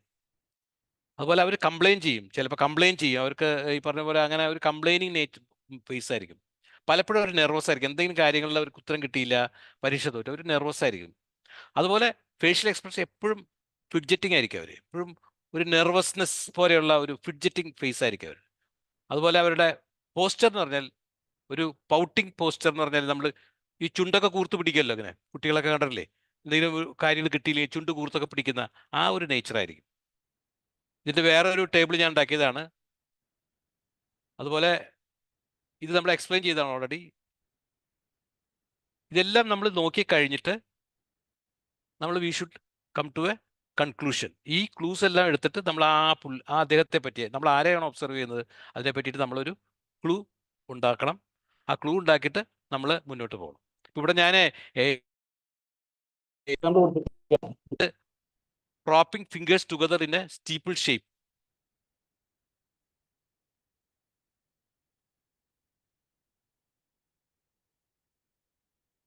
കണ്ടല്ലോ അല്ലേ, ഒരു പാരന്റലാണ് ഇതൊക്കെ. എല്ലാവരുടെയും കൈ ഇങ്ങനെ ഇരിക്കുന്നില്ലേ, ഫിംഗേഴ്സ് ഇങ്ങനെ ചെയ്തിട്ടുള്ള ഇരിക്കുന്നല്ലേ. ഇപ്പോൾ ഒബാമയെ നോക്കിക്കഴിഞ്ഞാൽ Obama is leaning back and ഈ ഇതുണ്ട്, ഈ പ്രോപ്പിംഗ് ഫിംഗേഴ്സും ടുഗദർ ഉണ്ട്, പിന്നെ സ്റ്റീപ്പിൾ ഷേപ്പിൽ ഇങ്ങനെ പിടിക്കുന്നുണ്ട്. ഇപ്പം എല്ലാ പാരൻസിനും ഉണ്ടാകുന്ന ഒരു കോമൺ ആയിട്ടുള്ള സംഗതിയാണ്, അത് ഒബ്സർവ് ചെയ്യാൻ വേണ്ടി ഇട്ടതാണ്. അതുപോലെ ഇതൊരു ക്രിട്ടിക്കൽ പാരൻ്റാണത്. ഈ ഗസ്റ്റൻ പോയിന്റിങ് ഫിംഗേഴ്സ് ക്രിട്ടിക്കൽ ആയിട്ടുള്ള പാരൻ്റാണ്, കുട്ടിയെ ശാസിക്കുന്ന ഒരു അച്ഛൻ്റെ ക്രിട്ടിക്കൽ പാരൻസ്. ഇതൊരു നെർച്ചറിങ് പാരൻ്റാണ്, കുട്ടിയെ കെട്ടിപ്പിടിച്ച് കൈ തലോടുന്ന ഒരു നെർച്ചറിങ് പാരൻ്റാണ് ഇവിടെ കൊടുക്കുന്നത്. അതുപോലെ ഇതൊരു അഡൾട്ട്, ഞാൻ ഓരോ ഈഗോസ്റ്റേറ്റ് എന്താണെന്ന് അറിയില്ല എന്ന് പറഞ്ഞുകൊണ്ട് ഞാൻ അതിൻ്റെ ഒരു പിക്ചറിൽ ഇത് ഇവിടെ ഇട്ടത് മാത്രമേ ഉള്ളൂ. Eye to eye contact correct അല്ലേ. അവർ ഒരിക്കലും അവർക്ക് ഒരു ഫിഡ്ജറ്റിങ്ങോ ഒരു നെർവസ്നെസ്സോ ഒന്നുമില്ല, അവർ പ്ലെയിനായിട്ട് വളരെ ചിന്തിച്ചുകൊണ്ട് സംസാരിക്കുകയും ചെയ്യുന്നത്. ഇത് കണ്ടല്ലോ, ഒരു പൗട്ടിങ് ചൈൽഡ് അല്ലേ, ചുണ്ട് കൂർത്ത് പിടിച്ചിട്ടുള്ള കുട്ടി, ഇതൊരു അഡാപ്റ്റഡ് ചൈൽഡാണ്. ഇനി അടുത്തതാണ് സോഷ്യൽ ഡയഗ്നോസിസ്. റോയ് സാർ പറഞ്ഞു സോഷ്യൽ ഡയഗ്നോസിസ് സോഷ്യൽ ഇൻട്രാക്ഷൻ്റെ സമയത്ത് നമ്മൾ കണ്ടുപിടിക്കുന്ന സംഗതികളാണ് സോഷ്യൽ ഡയഗ്നോസിസ്. മറ്റ് ഇനി വരുന്ന മൂന്നും നമ്മൾ ബിഹേവിയറൽ ഡയഗ്നോസിസ് സപ്പോർട്ട് ചെയ്യാൻ ഉപയോഗിക്കുന്നതാണ്. ഓരോ സോഷ്യൽ കോണ്ടെക്സ്റ്റിലും അവരെങ്ങനെ പെരുമാറുന്നു, ഏത് റോളാണ് അയാൾ കളിക്കുന്നത്, ആരുടെ റോളാണ് അദ്ദേഹം ചെയ്യുന്നത്, ഇതൊക്കെയാണ് ഇവിടെ നമ്മൾ ഡയഗ്നോസ് ചെയ്യുന്നത്. ഒരുപക്ഷെ ഒരു ടീച്ചറോ അല്ലെങ്കിൽ ഒരു ബോസോ, ഓഫീസിലെ ബോസോ ഒരു പാരന്റോ ആണെങ്കിൽ എന്ത് റോളാണ് സാധാരണ വരാൻ സാധ്യത, ആരെങ്കിലും പറയാമോ? ഒരു ടീച്ചറാവുമ്പോൾ, ബോസ് ആവുമ്പോൾ സാധാരണഗതിയിൽ ഉണ്ടാകുന്ന ഒരു എന്തായിരിക്കും, ഒരു ഈഗോ സ്റ്റേറ്റ് എന്തായിരിക്കും? ആരെങ്കിലും ഒന്ന് അൺമ്യൂട്ട് ചെയ്ത് പറയാമോ? പാരന്റാണ്. വളരെ സിമ്പിളാണ്. സാധാരണ ടീച്ചേഴ്സ് ഒരു ഭയങ്കര ഒരു ഹെഡ് വെയിറ്റോട് അല്ലെ കുട്ടികളൊക്കെ വളരെ അത് ചെയ്യരുത് ഇത് ചെയ്യരുത് എല്ലാം അവർ ബോസായാലും ഓഫീസിൽ വളരെ നിഷ്കർഷമായിട്ട് സംസാരിക്കും. അഡൾട്ടായിട്ടുള്ള ബോസ്മാരുണ്ട്, പക്ഷെ സാധാരണഗതിയിൽ പാരന്റ് ഈഗോ സ്റ്റേറ്റ് ഇവർക്കൊക്കെ ഉണ്ടാവും. അതുപോലെ ചൈൽഡ് ഈഗോ സ്റ്റേറ്റ് സാധാരണ ഉണ്ടാകുന്ന ഒരു ഗ്രൂപ്പ് പറയാമോ? ചൈൽഡ് ഈഗോ സ്റ്റേറ്റ് ആരെങ്കിലും ഒന്ന് പറയൂ പ്ലീസ്. Yes, students. അവർ ചൈൽഡ് ഈഗോ അല്ലേ, കഴിഞ്ഞാൽ ഓടിപ്പോവുക, പിന്നെ പോയി ഐസ്ക്രീം മേടിച്ച് ഫ്രീ ആയിട്ട് കഴിക്കുക, കുട്ടികളായിട്ട് കളിക്കുക, ഇതൊക്കെ സ്റ്റുഡൻസ് വരുന്ന സംഗതിയാണ്. അവർ എംപ്ലോയീസ് ശരിക്കും ഒരു എന്താ പറയുക, ബോസിന്റെ അടുത്തുനിന്ന് ഡിക്റ്റേഷൻ ഒക്കെ വാങ്ങി അപ്പുറത്ത് പോയിട്ട് ചെവിയിൽ പറയില്ല, ഇതാ ഓ അയാളുടെ ഒരു ഡിക്റ്റേഷൻ എന്നൊക്കെ പറയുന്ന ആ ഒരു ശൈലി. അവിടെ പാരന്റും അല്ല അഡൾട്ടും അല്ല, അവർ ചൈൽഡാണ് അവർ, ഇല്ലേ? അതുപോലെ അഡൾട്ട് ഈഗോ സ്റ്റേറ്റ് ഉള്ളൊരു സാധാരണ ഏതായിരിക്കും? സാധാരണ അഡൾട്ട് ഈഗോ സ്റ്റേറ്റ് നല്ല ഫ്രണ്ടുമാര്, പാർട്ട്ണർ, ഫ്രണ്ട്, അവരോട് നമ്മൾ വളരെ കറക്റ്റായിട്ട് എല്ലാം ശരിയായിട്ട് രീതിയിൽ അവരോട് സംസാരിക്കും. ഇതാണ് ഉണ്ടാകാറുള്ളത്. അപ്പോൾ സോഷ്യൽ ഡയഗ്നോസിസിൽ ഇതിൻ്റെ ഫോക്കസ് എന്ന് പറഞ്ഞു കഴിഞ്ഞാൽ ആ ഇൻട്രാക്ഷനും റിലേഷൻഷിപ്പുമാണ്.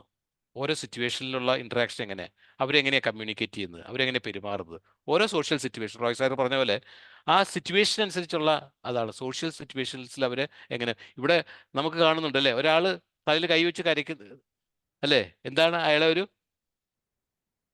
ഒരു നായ ബാർക്ക് ചെയ്യുന്ന ഒരു കുരയ്ക്കുകയാണ് അല്ലേ, അത് കണ്ട് പേടിച്ച് തല വയ്ക്കുകയാണ്. അപ്പോൾ അയാളുടെ ഒരു ഈഗോ സ്റ്റേറ്റ് എന്ന് പറഞ്ഞാൽ ചൈൽഡ് ഈഗോ സ്റ്റേറ്റ് ആണ്. അത് ഉണ്ടാവാനുള്ള കാരണം ആ നായയായിട്ടുള്ള ഇൻട്രാക്ഷനാണ്. അല്ലെങ്കിൽ വേറെ ഒരു ഇതാണ്, വളരെ ഡിസിപ്ലിൻഡ് ആയിട്ടുള്ള പട്ടാളക്കാരോ എന്തോ ആയിട്ട് വരിയിൽ പോവുകയാണ്. അപ്പം അവിടെ ഒരു നോമുണ്ട്, സോഷ്യൽ നോമുണ്ട്, അതനുസരിച്ച് അവർ നീങ്ങിക്കൊണ്ടിരിക്കുന്നത്. അപ്പം അതിൽ ബാക്കിലുള്ള ആളെന്താ, അവൻ ചിരിച്ചുകൊണ്ട് തല തിരിഞ്ഞിട്ടൊക്കെ നോക്കുകയാണ്, അവൻ ആ നോം കംപ്ലൈ ചെയ്യുന്നില്ല. അത് ഒരു ഫ്രീ ചൈൽഡാണ് അയാൾ.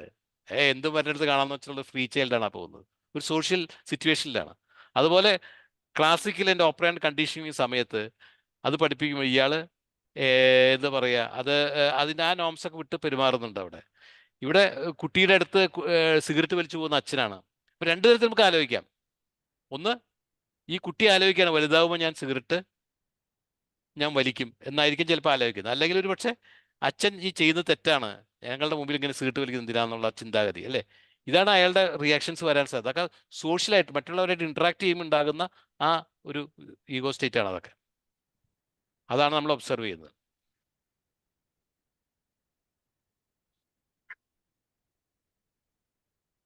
ചില ആളുകൾ കോൺസ്റ്റന്റ് ആയിട്ട്, നമ്മളത് പറഞ്ഞു കഴിഞ്ഞു, കോൺസ്റ്റന്റ് ആയിട്ട് തന്നെ അഡ്വൈസറി റോളുള്ളവരൊക്കെ നർച്ചറിങ് പാരൻസ് ആയിരിക്കും, ആ ഈഗോ സ്റ്റേറ്റിലായിരിക്കും. അല്ലെങ്കിൽ ഏതെങ്കിലും എന്താ പറയുക, വളരെ ഇമോഷണൽ ആയിട്ട് നിൽക്കുന്ന സ്റ്റേജിലുള്ള ആളുകളാക്കണേ ചൈൽഡ് ഈഗോ സ്റ്റേറ്റിലായിരിക്കും. ഇതൊക്കെ നമ്മൾ ഡിസ്കസ് ചെയ്തതാണ്. അടുത്തത് ഹിസ്റ്റോറിക്കൽ ഡയഗ്നോസിസ്. എന്തായിരിക്കാം ഹിസ്റ്റോറിക്കൽ ഡയഗ്നോസിസ്? നേരത്തെ റോയ് സാർ പറഞ്ഞു, നമ്മുടെ പാസ്റ്റ് അത് ചികഞ്ഞ് നോക്കിയിട്ടുള്ള ഒരു ഡയഗ്നോസിസ് ആണല്ലോ അല്ലേ. കാരണം എങ്ങനെയാണ് അവരെ വളർത്തിക്കൊണ്ട് വന്നത്, അവരുടെ ഫാമിലി ഹിസ്റ്ററി എന്താണ്, അവരെങ്ങനെയാണ് ഈ ബിഹേവിയറിലേക്ക് വന്നത്, അവരെങ്ങനെയാണ് ഈഗോ സ്റ്റേറ്റിലേക്ക് വന്നത്, അവരുടെ പാസ്റ്റാണ് അവിടെ ചികഞ്ഞു നോക്കുന്നത്. അതുപോലെ ചില ചെറുപ്പത്തിലുള്ള ഫീലിങ്സ്, ഇതൊക്കെ കൊണ്ടുവരണമെങ്കിൽ നമ്മൾ ആ പാസ്റ്റ് ചോദിക്കണം. എന്തുകൊണ്ടാണ് അയാൾക്ക് ആ ഫീലിംഗ് ഉണ്ടായത്? അത് ചെറുപ്പത്തിലെ അച്ഛനമ്മമാരുടെ പേടി കൊണ്ടോ അല്ലെങ്കിൽ വിലക്കുകൾ കൊണ്ടോ ഒക്കെ ഉണ്ടായ ഫീലിങ്സ് ആയിരിക്കാം അത്. അങ്ങനെയാണ് നമ്മൾ ഇതിൽ പോകുന്നത്. അപ്പോൾ ഇവിടെ ഒരു ഫോട്ടോ ഇട്ടിട്ടുണ്ടല്ലേ, പാസ്റ്റ് ചകഞ്ഞു നോക്കുന്ന ഒരു സൈക്കോളജിസ്റ്റ് അല്ലേ.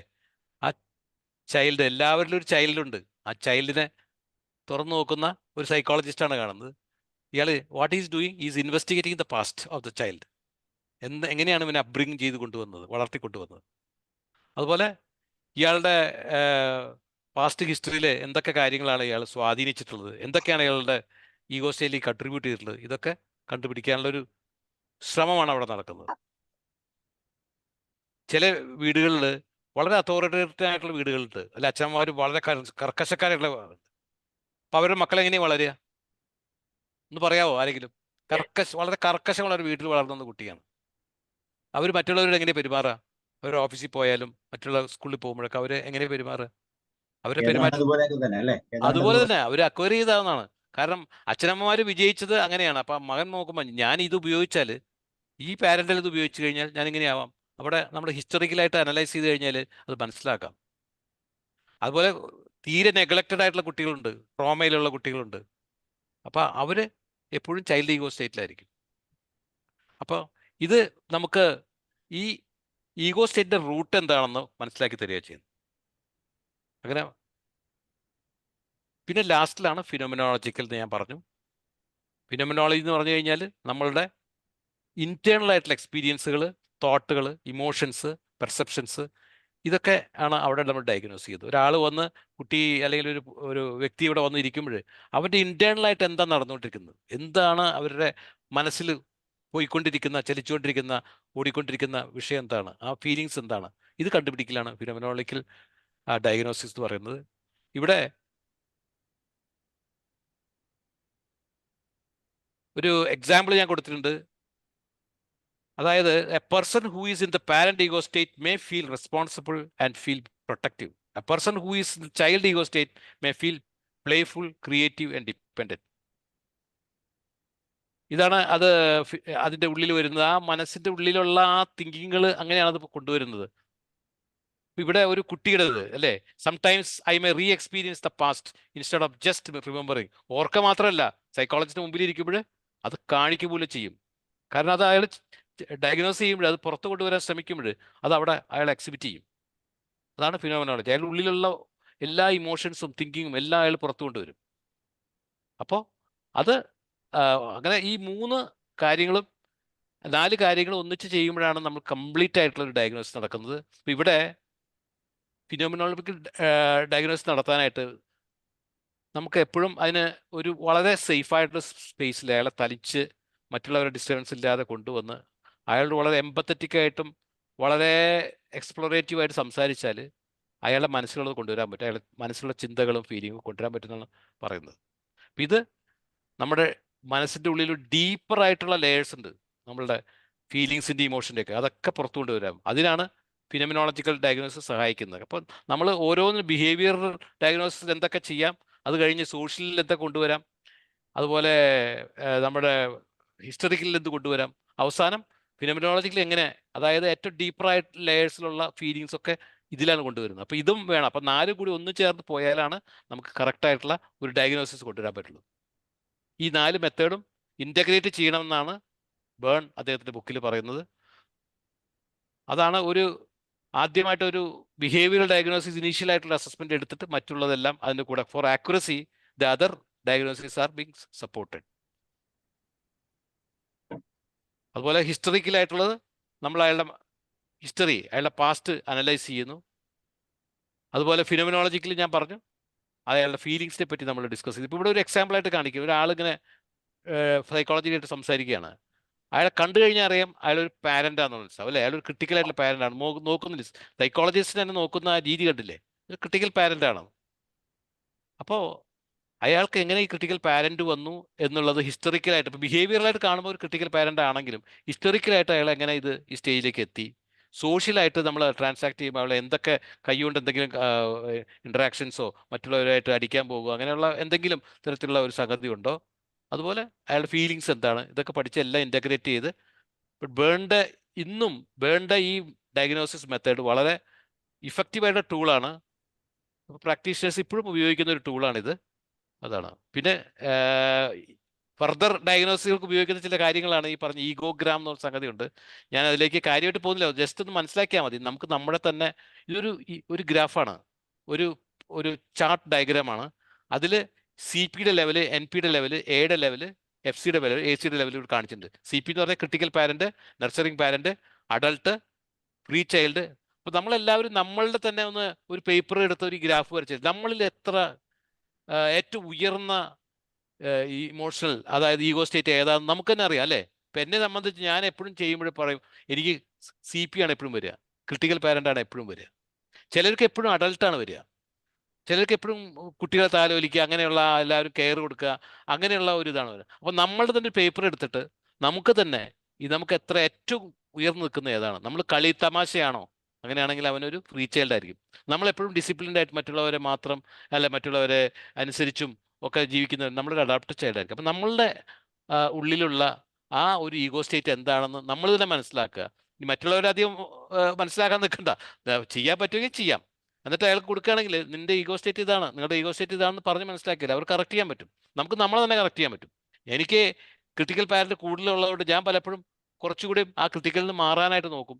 നർച്ചറിങ് പാരന്റിനെ കൂടുതലായിട്ട് അല്ലേ, നമ്മുടെ ഇതിലുള്ള ആളുകളെ കൂടുതൽ സ്നേഹിക്കാനൊക്കെ നമ്മൾ ശ്രമിക്കും. അപ്പോൾ അങ്ങനെ ഉപയോഗിക്കാവുന്ന ഒരു സംഗതിയാണ് ഇത്. അപ്പോൾ ഈഗോഗ്രാം എന്നാണ് ഇതിന് പറയുക. ഇതിൻ്റെ വിശദമായിട്ട് നമുക്ക് പിന്നീട് സംസാരിക്കാവുന്നേ ഉള്ളൂ. അപ്പോൾ ഞാനിവിടെ അവസാനിപ്പിക്കണം. എൻ്റെ റെഫറൻസ് എന്ന് പറഞ്ഞു കഴിഞ്ഞാൽ സ്റ്റുവർട്ട് ആൻഡ് ജോയിൻസ് എന്നുള്ള ബുക്കും ഇത് വുളംസ് ആൻഡ് ബ്രൗൺസ്, അതിൽ നിന്നുള്ള പോയിന്റുകളാണ് ഞാനിവിടെ കൊണ്ടുവന്നിട്ടുള്ളത്. Thank you very much. Now we can go to the feedback and interactions. Thank you. Hello sir, ഞാൻ ജസീന, MA സൈക്കോളജി സ്റ്റുഡൻ്റ് ആണ്. ഇഗ്നോ പ്രാക്ടിക്കലിന് വെയിറ്റ് ചെയ്യുന്നു. അപ്പൊ സർ, ട്രാൻസാക്ഷണൽ അനാലിസിസ് എനിക്ക് അത്രക്ക് വലിയ ഐഡിയ ഒന്നും ഉണ്ടായിരുന്നില്ല. പക്ഷേ സാറിന്റെ വളരെ സിമ്പിൾ ആയിട്ടുള്ള എക്സ്പ്ലനേഷൻ, ഈ ഒരു സബ്ജക്ട് എന്താണ്, എങ്ങനെ ഇത് ഡയഗ്നോസിസിൽ യൂസ് ചെയ്യാം എന്നുള്ള നല്ലൊരു ബേസ് നമുക്ക് കിട്ടും എന്നുള്ളത് 100% ഉറപ്പാണ്. സാർ ഇത്രയും നല്ല വാല്യുബിൾ ആയിട്ട് ഇത്രയും നല്ല എഫക്റ്റീവ് ആയിട്ട് ഒരു സെഷൻ നമുക്ക് തന്നതിന് സാറിനോട് ഹൃദയത്തിന്റെ ഭാഷയിൽ ഞാൻ നന്ദി പറയുന്നു. Thank you sir. Thank you. Thank you. Thank you. ആരാണ് പറയുന്നത്? ഈ ട്രാൻസാക്ഷൻ അനാലിസിസ് എന്ന് പറയുന്നത് തന്നെ സാധാരണക്കാരന്റെ മനഃശാസ്ത്രമാണ്. നമുക്ക് മനസ്സിലാകാത്ത ഒന്നും ഇതിൻ്റെ അകത്തില്ല. തന്നെയുമല്ല, നമ്മൾ ചെയ്യാത്തതൊന്നുമില്ല. നമ്മളിതെല്ലാം ഈ പറയുന്ന രീതികളെല്ലാം നമ്മൾ അനുവർത്തിക്കുന്നതാണ്. സാറ് പറഞ്ഞ പോലെ ഒരു മാട്രിക്സ് നമ്മൾ ഫോം ചെയ്താൽ അതിൻ്റെ അകത്ത് ഈ നമ്മുടെ സാധാരണ രീതിയിലുള്ള പെരുമാറ്റ സ്വഭാവം അല്ലെങ്കിൽ സോഷ്യൽ ഇങ്ങനെയുള്ള ഇന്ററാക്ഷൻസ് എല്ലാം നമ്മളൊന്ന് മനസ്സിലാക്കിയാൽ മതി. മനസ്സിലാക്കിയാൽ തന്നെ ഡയഗ്നോസിന്റെ പാർട്ടായി. ഇതിന് സത്യം പറഞ്ഞാൽ ഒന്നും പഠിക്കേണ്ട കാര്യമില്ല. ട്രാൻസാക്ഷൻ അനാലിസിസ് തന്നെ പറയുമ്പോൾ തന്നെ നമ്മളിൽ ചേഞ്ച് വരുത്തി മറ്റുള്ളവർ ചേഞ്ച് ചെയ്യുന്ന ഒരു പ്രോസസ്സാണ്. അപ്പൊ അതുകൊണ്ട് നമ്മൾ ചേഞ്ച് വരുത്താൻ നമ്മൾ പഠിച്ചിരിക്കും. ആ ചേഞ്ച് മറ്റുള്ളവരിലേക്ക് ട്രാൻസ്ഫർ ചെയ്യാൻ പറ്റും. ഓക്കെ, തീർച്ചയായും നിങ്ങൾക്ക് എന്തെങ്കിലും സംശയങ്ങളുണ്ടെങ്കിൽ ചോദിക്കാം. സൈക്കോളജിക്കലായിട്ട് ഏറ്റവും കൂടുതൽ ക്ലാസ്സുകൾ എടുത്തിരിക്കുന്ന ട്രാൻസാക്ഷൻ അനാലിസിസിനെ കുറിച്ച് തന്നെയാണ് ഈ ചാനലിന്റെ. അപ്പൊ അതുകൊണ്ട് അതും ജോഷ് സാർ തന്നെ എനിക്ക് തോന്നുന്നു പല ക്ലാസ്സുകൾ സാറിന് എടുത്തിട്ടുണ്ട്.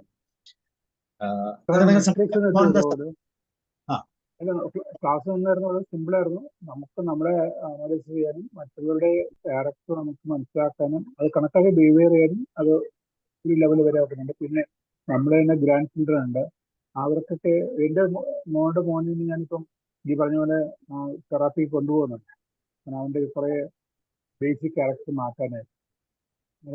അപ്പൊ അതിന് എനിക്കിത് ഒരു ഹെൽപ്ഫുൾ ആയിട്ട് മാറും. എനിക്ക് മറ്റേ മെട്രിക്സ് ഒന്ന് ഇട്ട് തരികയാണെങ്കിൽ നമുക്ക് കുറച്ചുകൂടി യൂസ്ഫുൾ ആയിട്ട് കൊണ്ടുപോകാൻ പറ്റും. ആ രണ്ട് സാറ് തന്നെ പിന്നെ ഡിസൈൻ ചെയ്ത് 2 മെട്രിക്സ് പറഞ്ഞത്, ആ 2 മെട്രിക്സും കൂടി നമുക്ക് ഒന്ന് പേഴ്സണായിട്ടോ അല്ലെങ്കിൽ ഗ്രൂപ്പിലായിട്ടോ ചെയ്യുന്നത് നമുക്കത് അനലൈസ് ചെയ്യാൻ എളുപ്പമായി സ്കോർ ചെയ്യാൻ പറ്റും ഏതൊക്കെയാണ് എന്തൊക്കെയാണെന്നുള്ളത്. Okay, thank U. വേറെ പറയുന്നേ? റോയ് സാർ പോയോ? റോയ് സാർ ഉണ്ടല്ലോ. മ്യൂട്ടാണ് റോയ് സാർ. റോയ് സാർ പറയും. നിസാം, അബ്ദുൾ റഹീം സാർ, മജ്ജോ,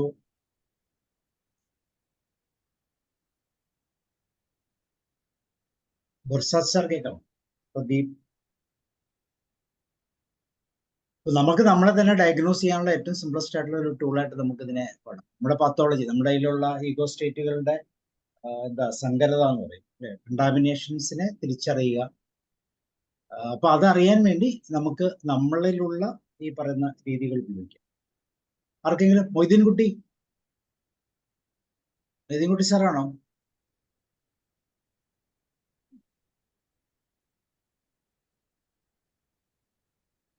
റോയ് സാറും ഇല്ല.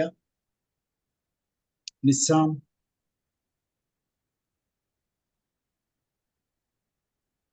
ഞാൻ പറയുന്നത് കേൾക്കാമല്ലോ അല്ലേ? കേൾക്കുന്നുണ്ട്.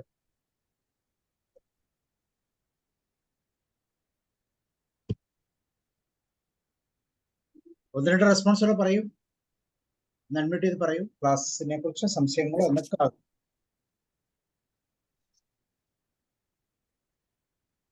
മാജോ പുതിയ ഒരു അതാണ്, ആദ്യമായിട്ടാണ് പങ്കെടുക്കുന്നത്. മാജോക്ക് എന്തെങ്കിലും ഇതിനെ പറ്റി പറയുകയാണെങ്കിൽ നന്നായിരിക്കും. മെജോ, അതുപോലെ തന്നെ ബർസാദ് സാർ, ആരെങ്കിലും അൺമ്യൂട്ട് ചെയ്തു? അബ്ദുൾ റഹീം സാർ പറയും. യെസ് ഞാൻ പറയാം. സാറിന്റെ ട്രാൻസാക്ഷൻ അനാലിസിസ് ക്ലാസ് വളരെ ക്ലിയർ ആയിരുന്നു. കൺസെപ്റ്റ് വളരെ സിമ്പിൾ ആയിട്ട് സാർ അവതരിപ്പിച്ചു, എല്ലാം മനസ്സിലായി. മുഴുവൻ ഞാൻ കേട്ടിട്ടില്ല, ഞാൻ തുടക്കത്തിൽ ഞാൻ പുറത്തായിരുന്നു. വന്നതിന് ശേഷം ഒരു 10 മിനിറ്റ് കേട്ടപ്പോൾ എനിക്ക് നന്നായിട്ട് ഇഷ്ടപ്പെട്ടു. അപ്പൊ ഞാൻ അങ്ങനെ ഒന്നൊരു മോട്ടിവേഷൻ ക്ലാസ് കൊടുത്തുകൊണ്ടിരിക്കുന്നു റിസർച്ച് സ്കോളേഴ്സിന്. അപ്പൊ ഒരു കുട്ടി ഇങ്ങനെ തല ചൊറിയുണ്ട്. അവന് ഞാൻ അങ്ങോട്ട് പറയണത് അത്ര അങ്ങോട്ട് ഇഷ്ടപ്പെടുന്നില്ല. കാരണം അവൻ വളരെ ലേസി ടൈപ്പ് ആളാണ്. ബാക്കിയുള്ളവരൊക്കെ കണ്ണും തുറപ്പിച്ച് ഞാൻ പറയുന്നത് ഇങ്ങനെ കേൾക്കുന്നുണ്ട്. അപ്പൊ ഞാൻ പറയുന്നത് എന്താ വെച്ചാല്, ഞങ്ങൾ ഇന്ന് ഇന്റർനാഷണൽ സെമിനാർ ഇന്നലെ മിനിഞ്ഞാന്ന് സെലിബ്രേറ്റ് ചെയ്തു, മ്യൂസിയം ഡേ സെലിബ്രേഷൻ. അതിൽ എല്ലാവരും വളരെ ആക്റ്റീവായിട്ട് വർക്ക് ചെയ്തു, വളരെ സക്സസ്ഫുൾ ആയി. അപ്പൊ അതിനൊരു കൺഗ്രാജുലേഷൻ കൊടുത്തതിന് ശേഷം പിന്നെ ഞാൻ നിങ്ങളെ ടൈം എങ്ങനെ യൂട്ടിലൈസ് ചെയ്യണം, നിങ്ങളെ റിസർച്ചിൽ ഓരോരോ സെക്കൻഡും നിങ്ങൾ ഉപയോഗപ്പെടുത്തി പോയാൽ, ഇന്നലെ ബർസാദ് സാർ പറഞ്ഞ ആ ക്ലാസ്സിൽ പറഞ്ഞ പല കാര്യങ്ങളും ഞാൻ അവിടെ ആവർത്തിച്ച് പറഞ്ഞ് വളരെ മോട്ടിവേറ്റ് ചെയ്തുകൊണ്ടിരിക്കുമ്പോൾ ഒരു കുട്ടിക്ക് ഇത് ഇങ്ങനെ ഇങ്ങോട്ട് ദഹിക്കണില്ല. അതായത് അവന് തോന്നുന്നു ഞാൻ ഇതിനൊന്നും പറ്റിയ ആളല്ല, ഞാൻ അങ്ങനൊന്നും ചെയ്യുന്നില്ല എന്നുള്ള ഒരു ഫീലിംഗ് ആയിരിക്കും. അവങ്ങനെ ഇടയ്ക്കിടയ്ക്ക് തല ചൊറിയുന്നുണ്ട്.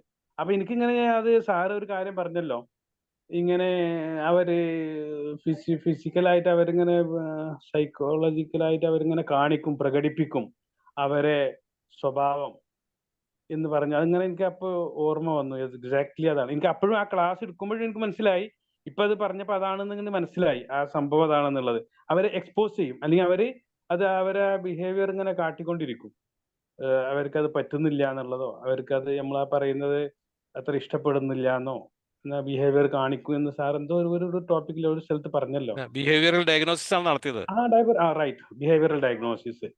അപ്പൊ എക്സാക്ട്ലി അതാണെന്ന് എനിക്ക് അറിയില്ലായിരുന്നു. ഈ ബിഹേവിയറൽ ഡയഗ്നോസിസും കാര്യങ്ങളും എനിക്ക് അറിയില്ലായിരുന്നു. പക്ഷെ എനിക്ക് ഫീൽ ചെയ്തു ഇതാണ് സംഭവം എന്നുള്ളത്. അതിപ്പോ എക്സാക്ട്ലി എനിക്ക് അതാണ് സംഭവിച്ചതെന്ന് ശരിക്കും അങ്ങോട്ട് മനസ്സിലായി. അപ്പോ ഞാൻ ഈ ഇടയ്ക്കിടയ്ക്ക് റിസർച്ച് സ്കോളേഴ്സിനെ ഇങ്ങനെ മോട്ടിവേറ്റ് ചെയ്യും, ഇങ്ങനെ ഓരോ കാര്യങ്ങളൊക്കെ പറഞ്ഞിട്ട്. അപ്പോ ഇതിനൊക്കെ ഈ കാര്യങ്ങൾക്ക് ഇതൊക്കെ അവരെ മനസ്സിലാക്കാനും, പിന്നെ അവർ ഇത് പവർ പോയിന്റ് പ്രസന്റേഷൻ ഒക്കെ നടത്തും. അവർ seminar presentation, 3 months progress report, അതിൽ അവർ PPT പ്രസന്റ് ചെയ്യും. അപ്പൊ ഇതുണ്ടല്ലോ, ഈ ബോഡി ലാംഗ്വേജ്, പിന്നെ അവരെ കമ്മ്യൂണിക്കേഷൻ ടോണ്, കൺവേ ചെയ്യുന്ന മെസ്സേജ്, അപ്പൊ അതിലൊക്കെ സാറ് പറഞ്ഞില്ലേ 7%, 38% ഒക്കെയാണ് അതിന്റെ ഓരോന്നിനും ബോഡി ലാംഗ്വേജ് ആണ് കൂടുതൽ എന്നുള്ളതൊക്കെ. അപ്പൊ ഞങ്ങൾ പറയാറുണ്ട്, ഇങ്ങനെ ബോഡി ലാംഗ്വേജ് ഒക്കെ വേണം. നിങ്ങൾ വെറുതെ PPT കൊടുന്നുകാണ്ട് ആ ഡയസിൽ ഇരുന്നിട്ട് ബോഡി വെച്ചിട്ട് അതിങ്ങനെ വായിച്ചു പോയാൽ പോരാ. നിങ്ങൾ ഇന്ററാക്ട് ചെയ്യണം, ഐ കോണ്ടാക്ട് വേണം, ബോഡി ലാംഗ്വേജ് വേണം, അതിനൊക്കെ മാർക്ക് ഉണ്ട്, സൗണ്ട് മോഡുലേഷന് മാർക്ക് ഉണ്ട് എന്നൊക്കെ ഞങ്ങൾ പറഞ്ഞിങ്ങനെ അവരെ ഇമ്പ്രൂവ് ചെയ്യാറുണ്ട്. അപ്പൊ ഇതൊരു ട്രെയിനിങ് ആണ് നിങ്ങൾക്ക്, എന്തിന് ഈ ഫ്യൂച്ചർ ടീച്ചേഴ്സ് ആവാനുള്ള ട്രെയിനിങ് ആണ്. അപ്പൊ ഇതൊക്കെ ഉണ്ടെങ്കിലേ നിങ്ങൾക്ക് ഫുൾ മാർക്ക് കിട്ടുള്ളൂ, അല്ലെങ്കിൽ എല്ലിന് മാർക്ക് കുറയും എന്നൊക്കെ പറഞ്ഞ് നമ്മളിങ്ങനെ അവരെ ഇതൊക്കെ മനസ്സിലാക്കി കൊടുക്കാറുണ്ട്. അപ്പൊ ഞങ്ങൾക്ക് ഇതൊക്കെ വളരെ യൂസ്ഫുൾ ആണ് എന്നാണ് ഞാൻ പറഞ്ഞുകൊണ്ട് വന്നത്. Thank you very much sir.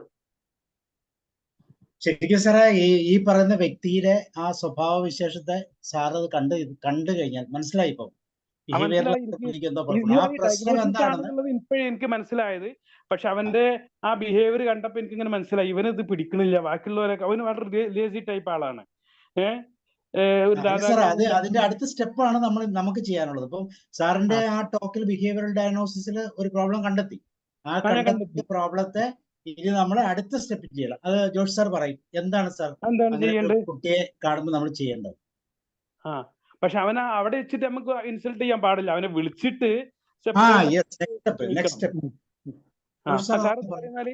Sir പറയും. എന്താ ഉദ്ദേശിച്ചത്? ഈ സാബു സാറ് പറഞ്ഞത്, നമ്മൾ ഡയഗ്നോസിസ് ചെയ്തു അവന്റെ ഈ പ്രോബ്ലം, അവന് ഇതൊക്കെ ഉള്ളത്. അപ്പൊ ഈ നെക്സ്റ്റ് സ്റ്റെപ്പ് ഇത് മാത്രമേ ഉള്ളൂ. നമ്മൾ അവരായിട്ട് കമ്മ്യൂണിക്കേറ്റ് ചെയ്യുക, അവരെ വിളിച്ച് പ്രൈവറ്റ് ആയിട്ട് കൊണ്ടുപോയി കമ്മ്യൂണിക്കേറ്റ് ചെയ്യുക, അവന് ഇൻട്രസ്റ്റ് ഉണ്ടാക്കുന്ന സബ്ജക്റ്റിൽ. അങ്ങനെ അവന്റെ പ്രശ്നങ്ങൾ എന്താണെന്ന് ആദ്യം പഠിക്കണം നമ്മൾ. ആദ്യം നമ്മൾ അവരുടെ സോഷ്യൽ ഡയഗ്നോസിസും ഹിസ്റ്ററിക്കൽ ഡയഗ്നോസിസും ഫിനോമിനലിക്കൽ ഡയഗ്നോസിസ് നമ്മൾ ചെയ്യണം. അവരുടെ പാസ്റ്റിൽ എന്താണ്, ചിലപ്പോൾ അതുകൊണ്ടായിരിക്കാം അവൻ ഇങ്ങനെ കിടക്കുന്നത് ചെയ്യുന്നത്, അല്ലെങ്കിൽ അവന്റെ ഇമോഷണൽ സൈഡിൽ ഉണ്ടാകും. അതെല്ലാം കൊണ്ടുവന്നിട്ട് വേണം നമ്മളത്. ദാദാഗിരി, പിന്നെ എങ്ങനെയെങ്കിലും ജുഹാഡില് അപ്പോയിന്റ്മെന്റ് പാട്ടുക, അങ്ങനെയൊന്നല്ലാതെ പഠിച്ചിട്ട് കിട്ടണം എന്നുള്ള ഒരു ഇതിനല്ല. അവന് റിസർച്ചിൽ ജോയിൻ ചെയ്തതന്നെ എന്തൊക്കെയോ എവിടേക്കോ ഒക്കെ കളി കളിച്ചിട്ടാണോ അത് പേഴ്സണാലിറ്റിയിലുള്ള പ്രോബ്ലം ഉണ്ട്. അപ്പൊ ഈ പേഴ്സണാലിറ്റി പ്രോബ്ലം അവിടെ വരുന്നുണ്ട്. അപ്പൊ അത് നമ്മൾ അണർത്ത് ചെയ്യണം. അണർത്ത് ചെയ്ത് പറഞ്ഞ് മനസ്സിലാക്കണം, this is your attitude towards your research. അങ്ങനെയല്ല വേണ്ടത്. നമ്മൾ ആത്മാർത്ഥമായിട്ട് ഇതിലൊക്കെ ഇൻട്രസ്റ്റിങ്ങോട് കൂടി പങ്കെടുക്കണം. അങ്ങനെ ഇത് ട്രാൻസാക്ഷനിൽ കൂടെ മാത്രമാണ് നമ്മൾ ചെയ്യുന്നതിലൊക്കെ. ട്രാൻസാക്ഷൻ അനാലിസിസ് എല്ലാം ട്രാൻസാക്ഷണൽ കൗൺസിലിംഗ് ഉണ്ട് ഇതിൽ. ഇപ്പൊ നമുക്ക് 4 ബ്രാഞ്ച് ഉണ്ട്, നിങ്ങൾക്ക് അറിയാമല്ലോ. ഓർഗനൈസേഷൻ ബ്രാഞ്ച് ഉണ്ട്, കൗൺസിലിംഗ് ബ്രാഞ്ച് ഉണ്ട്, അതുപോലെ തെറാപ്പി ബ്രാഞ്ച് ഉണ്ട്, അതുപോലെ എഡ്യൂക്കേഷൻ ബ്രാഞ്ച് ഉണ്ട്. അപ്പൊ ഇതിൽ കൗൺസിലിംഗ് എന്നുള്ള ഒരു സംഗതി ഉണ്ടല്ലോ, അതിലൂടെ കൊണ്ടുവരാം. അയാളെ കൗൺസിൽ ചെയ്ത് അയാളുടെ ഈ സംഗതികളെല്ലാം പുറത്തു കൊണ്ടുവന്ന് അയാളെ സെറ്റ് റൈറ്റ് ചെയ്യാനായിട്ട് നമുക്ക് സാധിക്കും. As A faculty you can do that. Sir ഇപ്പൊ ഇതിനകത്ത് നമ്മൾ ചെയ്യുന്നത്, സാർ ഇപ്പൊ അങ്ങനെ ഒരാളെ ഐഡന്റിഫൈ ചെയ്ത് കഴിഞ്ഞാൽ സാറിന്റെ പേഴ്സണാലിറ്റിയിൽ 3 തരത്തിലുള്ള ഈഗോ സ്റ്റേറ്റുകൾ ഉപയോഗിച്ച് അദ്ദേഹത്തെ ടാക്കിൾ ചെയ്യാം. ചിലപ്പം അഡൽട്ട് ആയിട്ട് നിന്നാൽ ചിലപ്പോൾ അയാളെ സോൾവ് ചെയ്യാൻ പറ്റുമായിരിക്കും. ചിലപ്പോൾ സാറിന് പേരന്റ് ആകേണ്ടി വരും, ചിലപ്പോൾ സാറിന് ചൈൽഡ് ആകേണ്ടി വരും. അപ്പൊ ഏത് റിലേഷൻഷിപ്പാണ് അദ്ദേഹത്തിന് സ്യൂട്ടബിൾ ആണെന്ന് നമ്മളുടെ ഈഗോ സ്റ്റേറ്റിനെ കൺട്രോൾ ചെയ്ത് സാർ ആ വ്യക്തിയെ ടാക്കിൾ ചെയ്യണം. അതാണ് അടുത്ത സ്റ്റെപ്പ്. ഞാൻ നല്ലൊരു ഇൻട്രസ്റ്റിംഗ് എക്സാമ്പിൾ പറഞ്ഞുതരാം. ഞാന് ഇവരോട് പറഞ്ഞൊരു എക്സാമ്പിൾ പറഞ്ഞു കൊടുത്തു. നിങ്ങൾ ടീം സ്പിരിറ്റോട് കൂടിയിട്ട് എത്രത്തോളം ആത്മാർത്ഥമായിട്ട് വർക്ക് ചെയ്യുന്ന എക്സ്പെരിമെന്റ് ഒരു എക്സാമ്പിൾ പറഞ്ഞു കൊടുത്തു. ഒരു 4-5 കൊല്ലം മുമ്പ് ഞങ്ങള് ഒരു ഗാന്ധി ഫോർ ഓൾ എന്ന് പറഞ്ഞ ഒരു വർക്ക്ഷോപ്പ് നടത്തിയിരുന്നു. ഒരു ഗവൺമെന്റ് ഡിപ്പാർട്ട്മെന്റ് ഓഫ് കൾച്ചറിന്റെ കൊളാബറേഷനിൽ. ആ സമയത്ത് നടത്തിക്കൊണ്ടിരിക്കുമ്പോൾ ഈ പ്രോഗ്രാം വർക്ക്ഷോപ്പ് കുറെ പുറത്തുനിന്ന് ആളുകളൊക്കെ വരാനുള്ള വലിയ പരിപാടിയാണ്. അപ്പൊ അവർ ഈ നമ്മളെ സ്റ്റുഡൻസ്, റിസർച്ച് സ്കോളേഴ്സും സ്റ്റുഡൻസും ഒക്കെ പല മോഡലൊക്കെ ഉണ്ടായിക്കൊണ്ടിരിക്കുകയാണ്. അതിന്റെ ഇടയ്ക്ക് ഈ കുട്ടി ഒരു സാധനം വാങ്ങാൻ പോയപ്പോ ആക്സിഡന്റ് ആയിക്കാണ്ട് വേറൊരു കുട്ടിയിട്ടാ, ആ കുട്ടി നിത എന്ന് പറഞ്ഞ പെൺകുട്ടി, അവളെ കാല് ഫ്രാക്ചറായി. ഫ്രാക്ചറായിട്ട് ഈ കുട്ടി ഹോസ്പിറ്റലിൽ പോയി പ്ലാസ്റ്റർ ഒക്കെ ഇട്ടിട്ട് നേരെ വരുന്നത് ഈ ലാബിക്കാണ്. ലാബിൽ വന്നുകൊണ്ട് ഞാൻ പറഞ്ഞു, പോയി റെസ്റ്റ് എടുക്കുക എന്നൊക്കെ പറഞ്ഞ് ഞാൻ ഉപദേശിച്ചു. കുട്ടി സമ്മതിക്കണില്ല.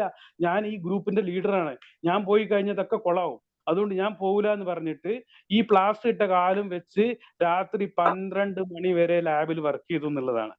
അതാണ് അവര് ആത്മാർത്ഥ എന്ന് പറഞ്ഞാല്. അപ്പൊ നമുക്ക് അങ്ങനെ കുട്ടികളെ അങ്ങനെയും കൊണ്ടുവരാൻ പറ്റും. എന്നിട്ട് ഈ കാലം പ്ലാസ്റ്റർ ഇട്ട് നെക്സ്റ്റ് ഡേ വർക്ക്ഷോപ്പിൽ ഫുൾ ടൈം അവിടെ വന്നിരിക്കുകയാണ്. അതാണ് അപ്പൊ നമുക്ക് ഏത് വർക്ക് ചെയ്യാത്ത കുട്ടികളെയും എത്രയും വർക്ക് ചെയ്യിപ്പിക്കാൻ നമുക്ക് കഴിയും, അവർക്ക് മോട്ടിവേഷനും സ്പിരിറ്റും ഒക്കെ കൊടുത്തു കഴിഞ്ഞാൽ. അതുപോലെ മറ്റുള്ള കുട്ടികള് സാധാരണ ഉച്ചക്ക് 2 മണിക്ക് ഓടിപ്പോകുന്ന കുട്ടികള് പറയല്ല 6 മണി വരെ എനിക്ക് വർക്ക് ചെയ്യണം, പെർമിഷൻ തരണം എന്ന് പറഞ്ഞിട്ട് വൈകുന്നേരം 6 മണി വരെ വർക്ക് ചെയ്യുക. സാധാരണ 5 മണി ക്ലോസ് ചെയ്യുന്നതാണ്. 6 മണി കൊടുത്തു.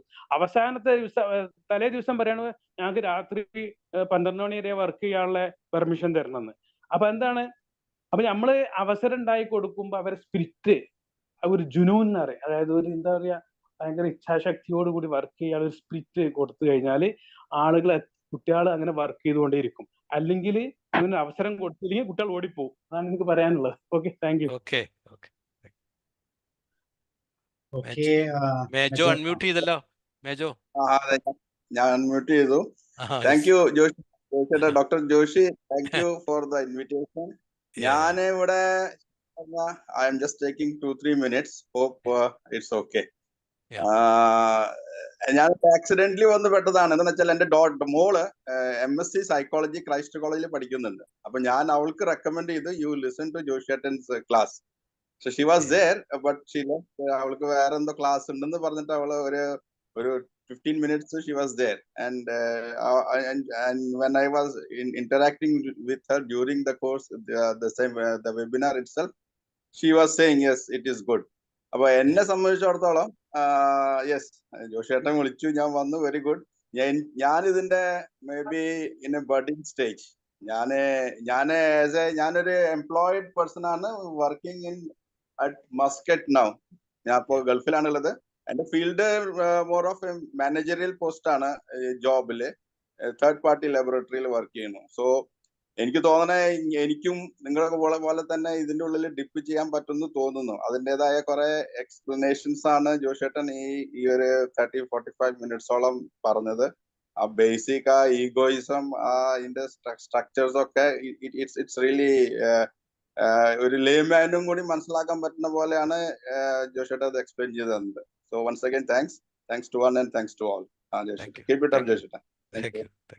നമ്മുടെ ചാനല് ഏകദേശം 1000-ലധികം ദിവസമായി ഇതുപോലത്തെ പ്രോഗ്രാംസ് ഡെയിലി ചെയ്യുന്നുണ്ട്. എല്ലാ ദിവസവും 7 മണിക്കുണ്ട്. കൂടുതലും സൈക്കോളജി ബേസ്ഡ് ആയിട്ടുള്ള ടോപ്പിക്കാണ്. അത് മാത്രമല്ല സോഷ്യൽ അവയർനെസ്സിന് പറ്റുന്ന എല്ലാ കാര്യങ്ങളും ഉണ്ട്.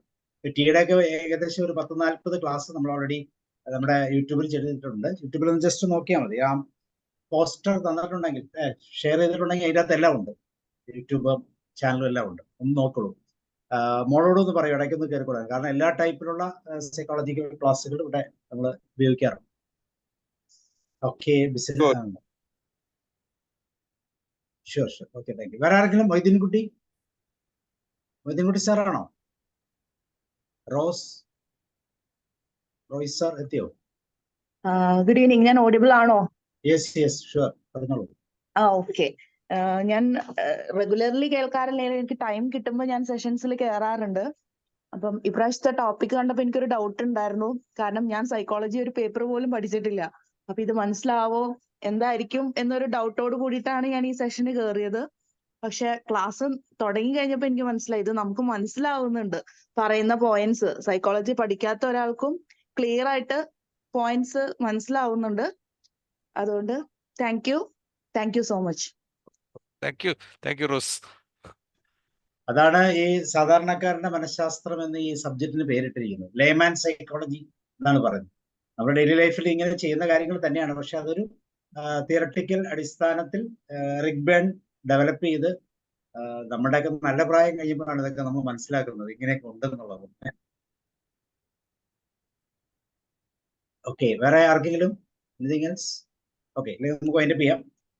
So thank you Josh sir, വളരെ മനോഹരമായി, വളരെ സിമ്പിളായി നമ്മളെ എങ്ങനെ കൂടുതൽ വിലയിരുത്തണം എന്ന് അല്ലെ നമ്മൾ മനസ്സിലാക്കുന്നതോടുകൂടി അബ്ദുറഹീം സാർ പറഞ്ഞ പോലെ സാറിന് മനസ്സിലായി ആ കുട്ടിക്ക് ഒരു പ്രശ്നമുണ്ടെന്ന്. പക്ഷെ ആ പ്രശ്നം പരിഹരിക്കണമെങ്കിൽ നമ്മൾ ആദ്യം സെറ്റിൽ ആകണം, നമ്മൾ ആ കുട്ടിയുടെ ലെവലിലേക്ക് എത്തണം. അപ്പൊ അതിന് നമ്മൾ ഈഗോ സ്റ്റേറ്റിനെ നമ്മൾ എന്താ പറയുന്നത്, ബാർഗെയിൻ ചെയ്യണം. ആ ഈഗോ സ്റ്റേറ്റിന് കറസ്പോണ്ടിങ് ആയിട്ടുള്ള ഈഗോ സ്റ്റേറ്റിലേക്ക് നമ്മളെത്തി അവരെ നമ്മൾ കോംപ്രമൈസ് ചെയ്യേണ്ടി വരും. അതിനുള്ള ഒരു മനക്കരുത്ത് അല്ലെങ്കിൽ എന്താ പറയുക, ഒരു കോംപ്രമൈസ് നമുക്കുണ്ടെങ്കിൽ ഈ പ്രോസസ് ഇത് തന്നെയാണ് ഡെയിലി ലൈഫിൽ നമ്മൾ ചെയ്യുന്നത്. എല്ലായിടത്തും അല്ലെ, മക്കളോടാണെങ്കിലും പാർട്ട്ണറോടാണെങ്കിലും സോഷ്യലായിട്ടാണെങ്കിലും ബോസിനോടാണെങ്കിലും സബോർഡിനേറ്റോടെ ഒക്കെ ചെയ്യുന്ന ഈ പ്രോസസ്സ് തന്നെയാണ്. പക്ഷെ അതിനെ കുറച്ചും കൂടെ എന്താ പറയുന്നത്, ബോധപൂർവമായ ഒരറിവിലൂടെ അവയർനെസിന്റെ തലത്തിൽ നിന്നുകൊണ്ട് ഇത് ചെയ്യാൻ നമ്മൾ പഠിച്ചാൽ തീർച്ചയായിട്ടും ലൈഫിനെ ഒന്ന് കൂടുതൽ പറ്റും. ഓക്കെ, റോയ് സാർ പറയൂ. സാർ മ്യൂട്ടാണ്. ഇപ്പൊ ഇൻട്രക്ഷൻ വന്നു, ഒരാൾ വന്നു, ഗസ്റ്റ് വന്നു. ഓക്കെ, അപ്പൊ ഞാന് സാറിന്റെ ഡയഗ്നോസിങ് ആണല്ലോ സാറിന്റെ ഒരു ഇതിലെ പ്രാധാന്യം കൊടുത്തിരുന്നത്. അപ്പൊ ഡയഗ്നോസ്റ്റിക് ആയിട്ടുള്ള ഒരു കാര്യങ്ങൾക്ക് പ്രാധാന്യം കൊടുത്തപ്പോൾ കൂടുതൽ ഇൻട്രസ്റ്റ് തോന്നി എനിക്ക് ശ്രദ്ധിക്കാൻ തന്നെ. അപ്പൊ അതിനിടയ്ക്ക് സാറ് ബിഹേവിയറിലും സോഷ്യലും ഹിസ്റ്റോറിക്കലും ഫിനോമിനലും ഒക്കെ വളരെ ഭംഗിയായിട്ട് സാർ അത് പ്രസന്റ് ചെയ്യും. അപ്പോ ഈ ടി എ നേരത്തെ ഒന്ന് മനസ്സിലാക്കി വെച്ചിട്ടുണ്ടെങ്കിലും അതിൽ കുറേയും കൂടി ഞാനത് ആദ്യം ഒന്നും പ്രതികരിക്കാതെ തന്നെ, കാരണം ടി എ മനസ്സിലാക്കാത്ത ആൾക്കാരും ഒക്കെ ഇവിടെ ഉള്ളപ്പോൾ നമ്മൾ കയറി ഉത്തരം അങ്ങ് പറഞ്ഞ് അങ്ങ് പോവും, അതുകൊണ്ട് മിണ്ടാതിരിക്കുക. എങ്കിലും ആരും ഒരു റെസ്പോൺസ് ഇല്ലാണ്ട് വന്നപ്പോഴത്തേക്കും സാറിന്റെ ക്ലാസ് തന്നെ ഒരു മൊണോട്ടണസ് ആയിട്ട് പോകുന്ന പോലെ വരുമല്ലോ സാറിന് തോന്നിക്കൊണ്ടാണ് ഞാൻ പിന്നെ റെസ്പോണ്ട് ചെയ്യാൻ തുടങ്ങിയത്. ഏതായാലും സാറിന്റെ അപ്രോച്ചും ടി എയുടെ ഓരോരുത്തരും പ്രസന്റ് ചെയ്യുന്ന ടി എയുടെ കാര്യങ്ങൾക്ക് വ്യത്യസ്തമാണ്. സാറിന്റെ അപ്രോച്ച് ഒരു പ്രത്യേക സ്റ്റൈലിലായി, അത് നമ്മളെ കഴിഞ്ഞ ദിവസത്തെ ഇതുപോലെ തന്നെ. ഓക്കെ, അപ്പൊ എനിക്ക് വളരെയധികം എൻജോയബിൾ ആയിരുന്നു. അത് തന്നെയല്ല, സാറ് വരച്ച ആ ചാർട്ടൊക്കെ ഉണ്ടല്ലോ, വളരെ യൂസ്ഫുൾ ആയിട്ടുള്ളത്. ഓരോ ഓർഗനൈസ് ചെയ്യുന്ന പേരന്റ് അടുത്ത ഇതെല്ലാം ക്രിട്ടിക്കൽ പേരന്റിന്റെ മറ്റേ, അതുപോലെ തന്നെ എക്സാമ്പിൾസ് ആയിട്ട് തന്നിട്ടുള്ള പിക്ചേഴ്സ്, അതും ഒക്കെ ഭംഗിയായി. ഓക്കെ സാറേ, എനിക്ക് വളരെയധികം എൻജോയബിൾ ആയിട്ട് തോന്നി. ഇങ്ങനെ വേണം പ്രസന്റ് ചെയ്യാൻ. അതിന് വേറൊരു നോവൽറ്റി ഉണ്ട്. Okay, thank you sir. Thank you. Okay, thank you sir. Okay, അപ്പൊ നമുക്ക് വൈൻഡപ്പ് ചെയ്യാം. താങ്ക് യു ജോഷ് സാർ, ഒരിക്കൽ കൂടി ഇതുപോലത്തെ ക്ലാസ്സുകൾ വീണ്ടും എടുക്കണമെന്ന് മാത്രം അഭ്യർത്ഥിക്കുന്നു. സാറ് ഇതിന്റെ ഒരു സ്റ്റഡിയിൽ നിൽക്കുന്നതുകൊണ്ട് ഈ ടോപ്പിക്കുകൾ തീർച്ചയായിട്ടും വളരെ പ്രായോഗിക തലത്തിൽ എക്സ്പ്ലെയിൻ ചെയ്യാൻ പറ്റും. സാറ് കാണിച്ച ഒത്തിരി ചിത്രങ്ങൾ, പേരന്റിന്റെ സ്റ്റൈൽ, അഡൽട്ടിന്റെ സ്റ്റൈല്, ഒരു ചൈൽഡിന്റെ രീതി, ഇങ്ങനെ കാണുമ്പോൾ തന്നെ നമുക്ക് അതിനെ മനസ്സിലാക്കാൻ പറ്റുന്ന രീതിയിൽ നമ്മൾ റെഡിയായി വരും. സോ അതിന് തീർച്ചയായിട്ടും അത് ഗുണപ്രദമായി. ഓക്കെ, അപ്പൊ നമുക്ക് വൈൻഡപ്പ് ചെയ്യാം. Okay sir, thank you. Okay sir, thank you very much. Thank you. Good night. നാളെ ദിവസം നമ്മൾ കഥയിലും ഉണ്ടൊരു കാര്യം. കഥയാണ് കഴിഞ്ഞ ആഴ്ചത്തെ കഥ ജോഷ് സാർ തന്നെയാണ് പറഞ്ഞത്. 6 കഥകൾ, ജീവിതത്തിന്റെ അവസാനത്തിലേക്ക് എത്തുന്ന 6 കഥകളിലൂടെയാണ് അത് കൊണ്ടുപോയത്. അപ്പൊ നാളെ മറ്റൊരു കഥാകാരനിലൂടെ നമുക്ക് കൊണ്ടുപോകും. So okay, thank you and good night. See you. Good night.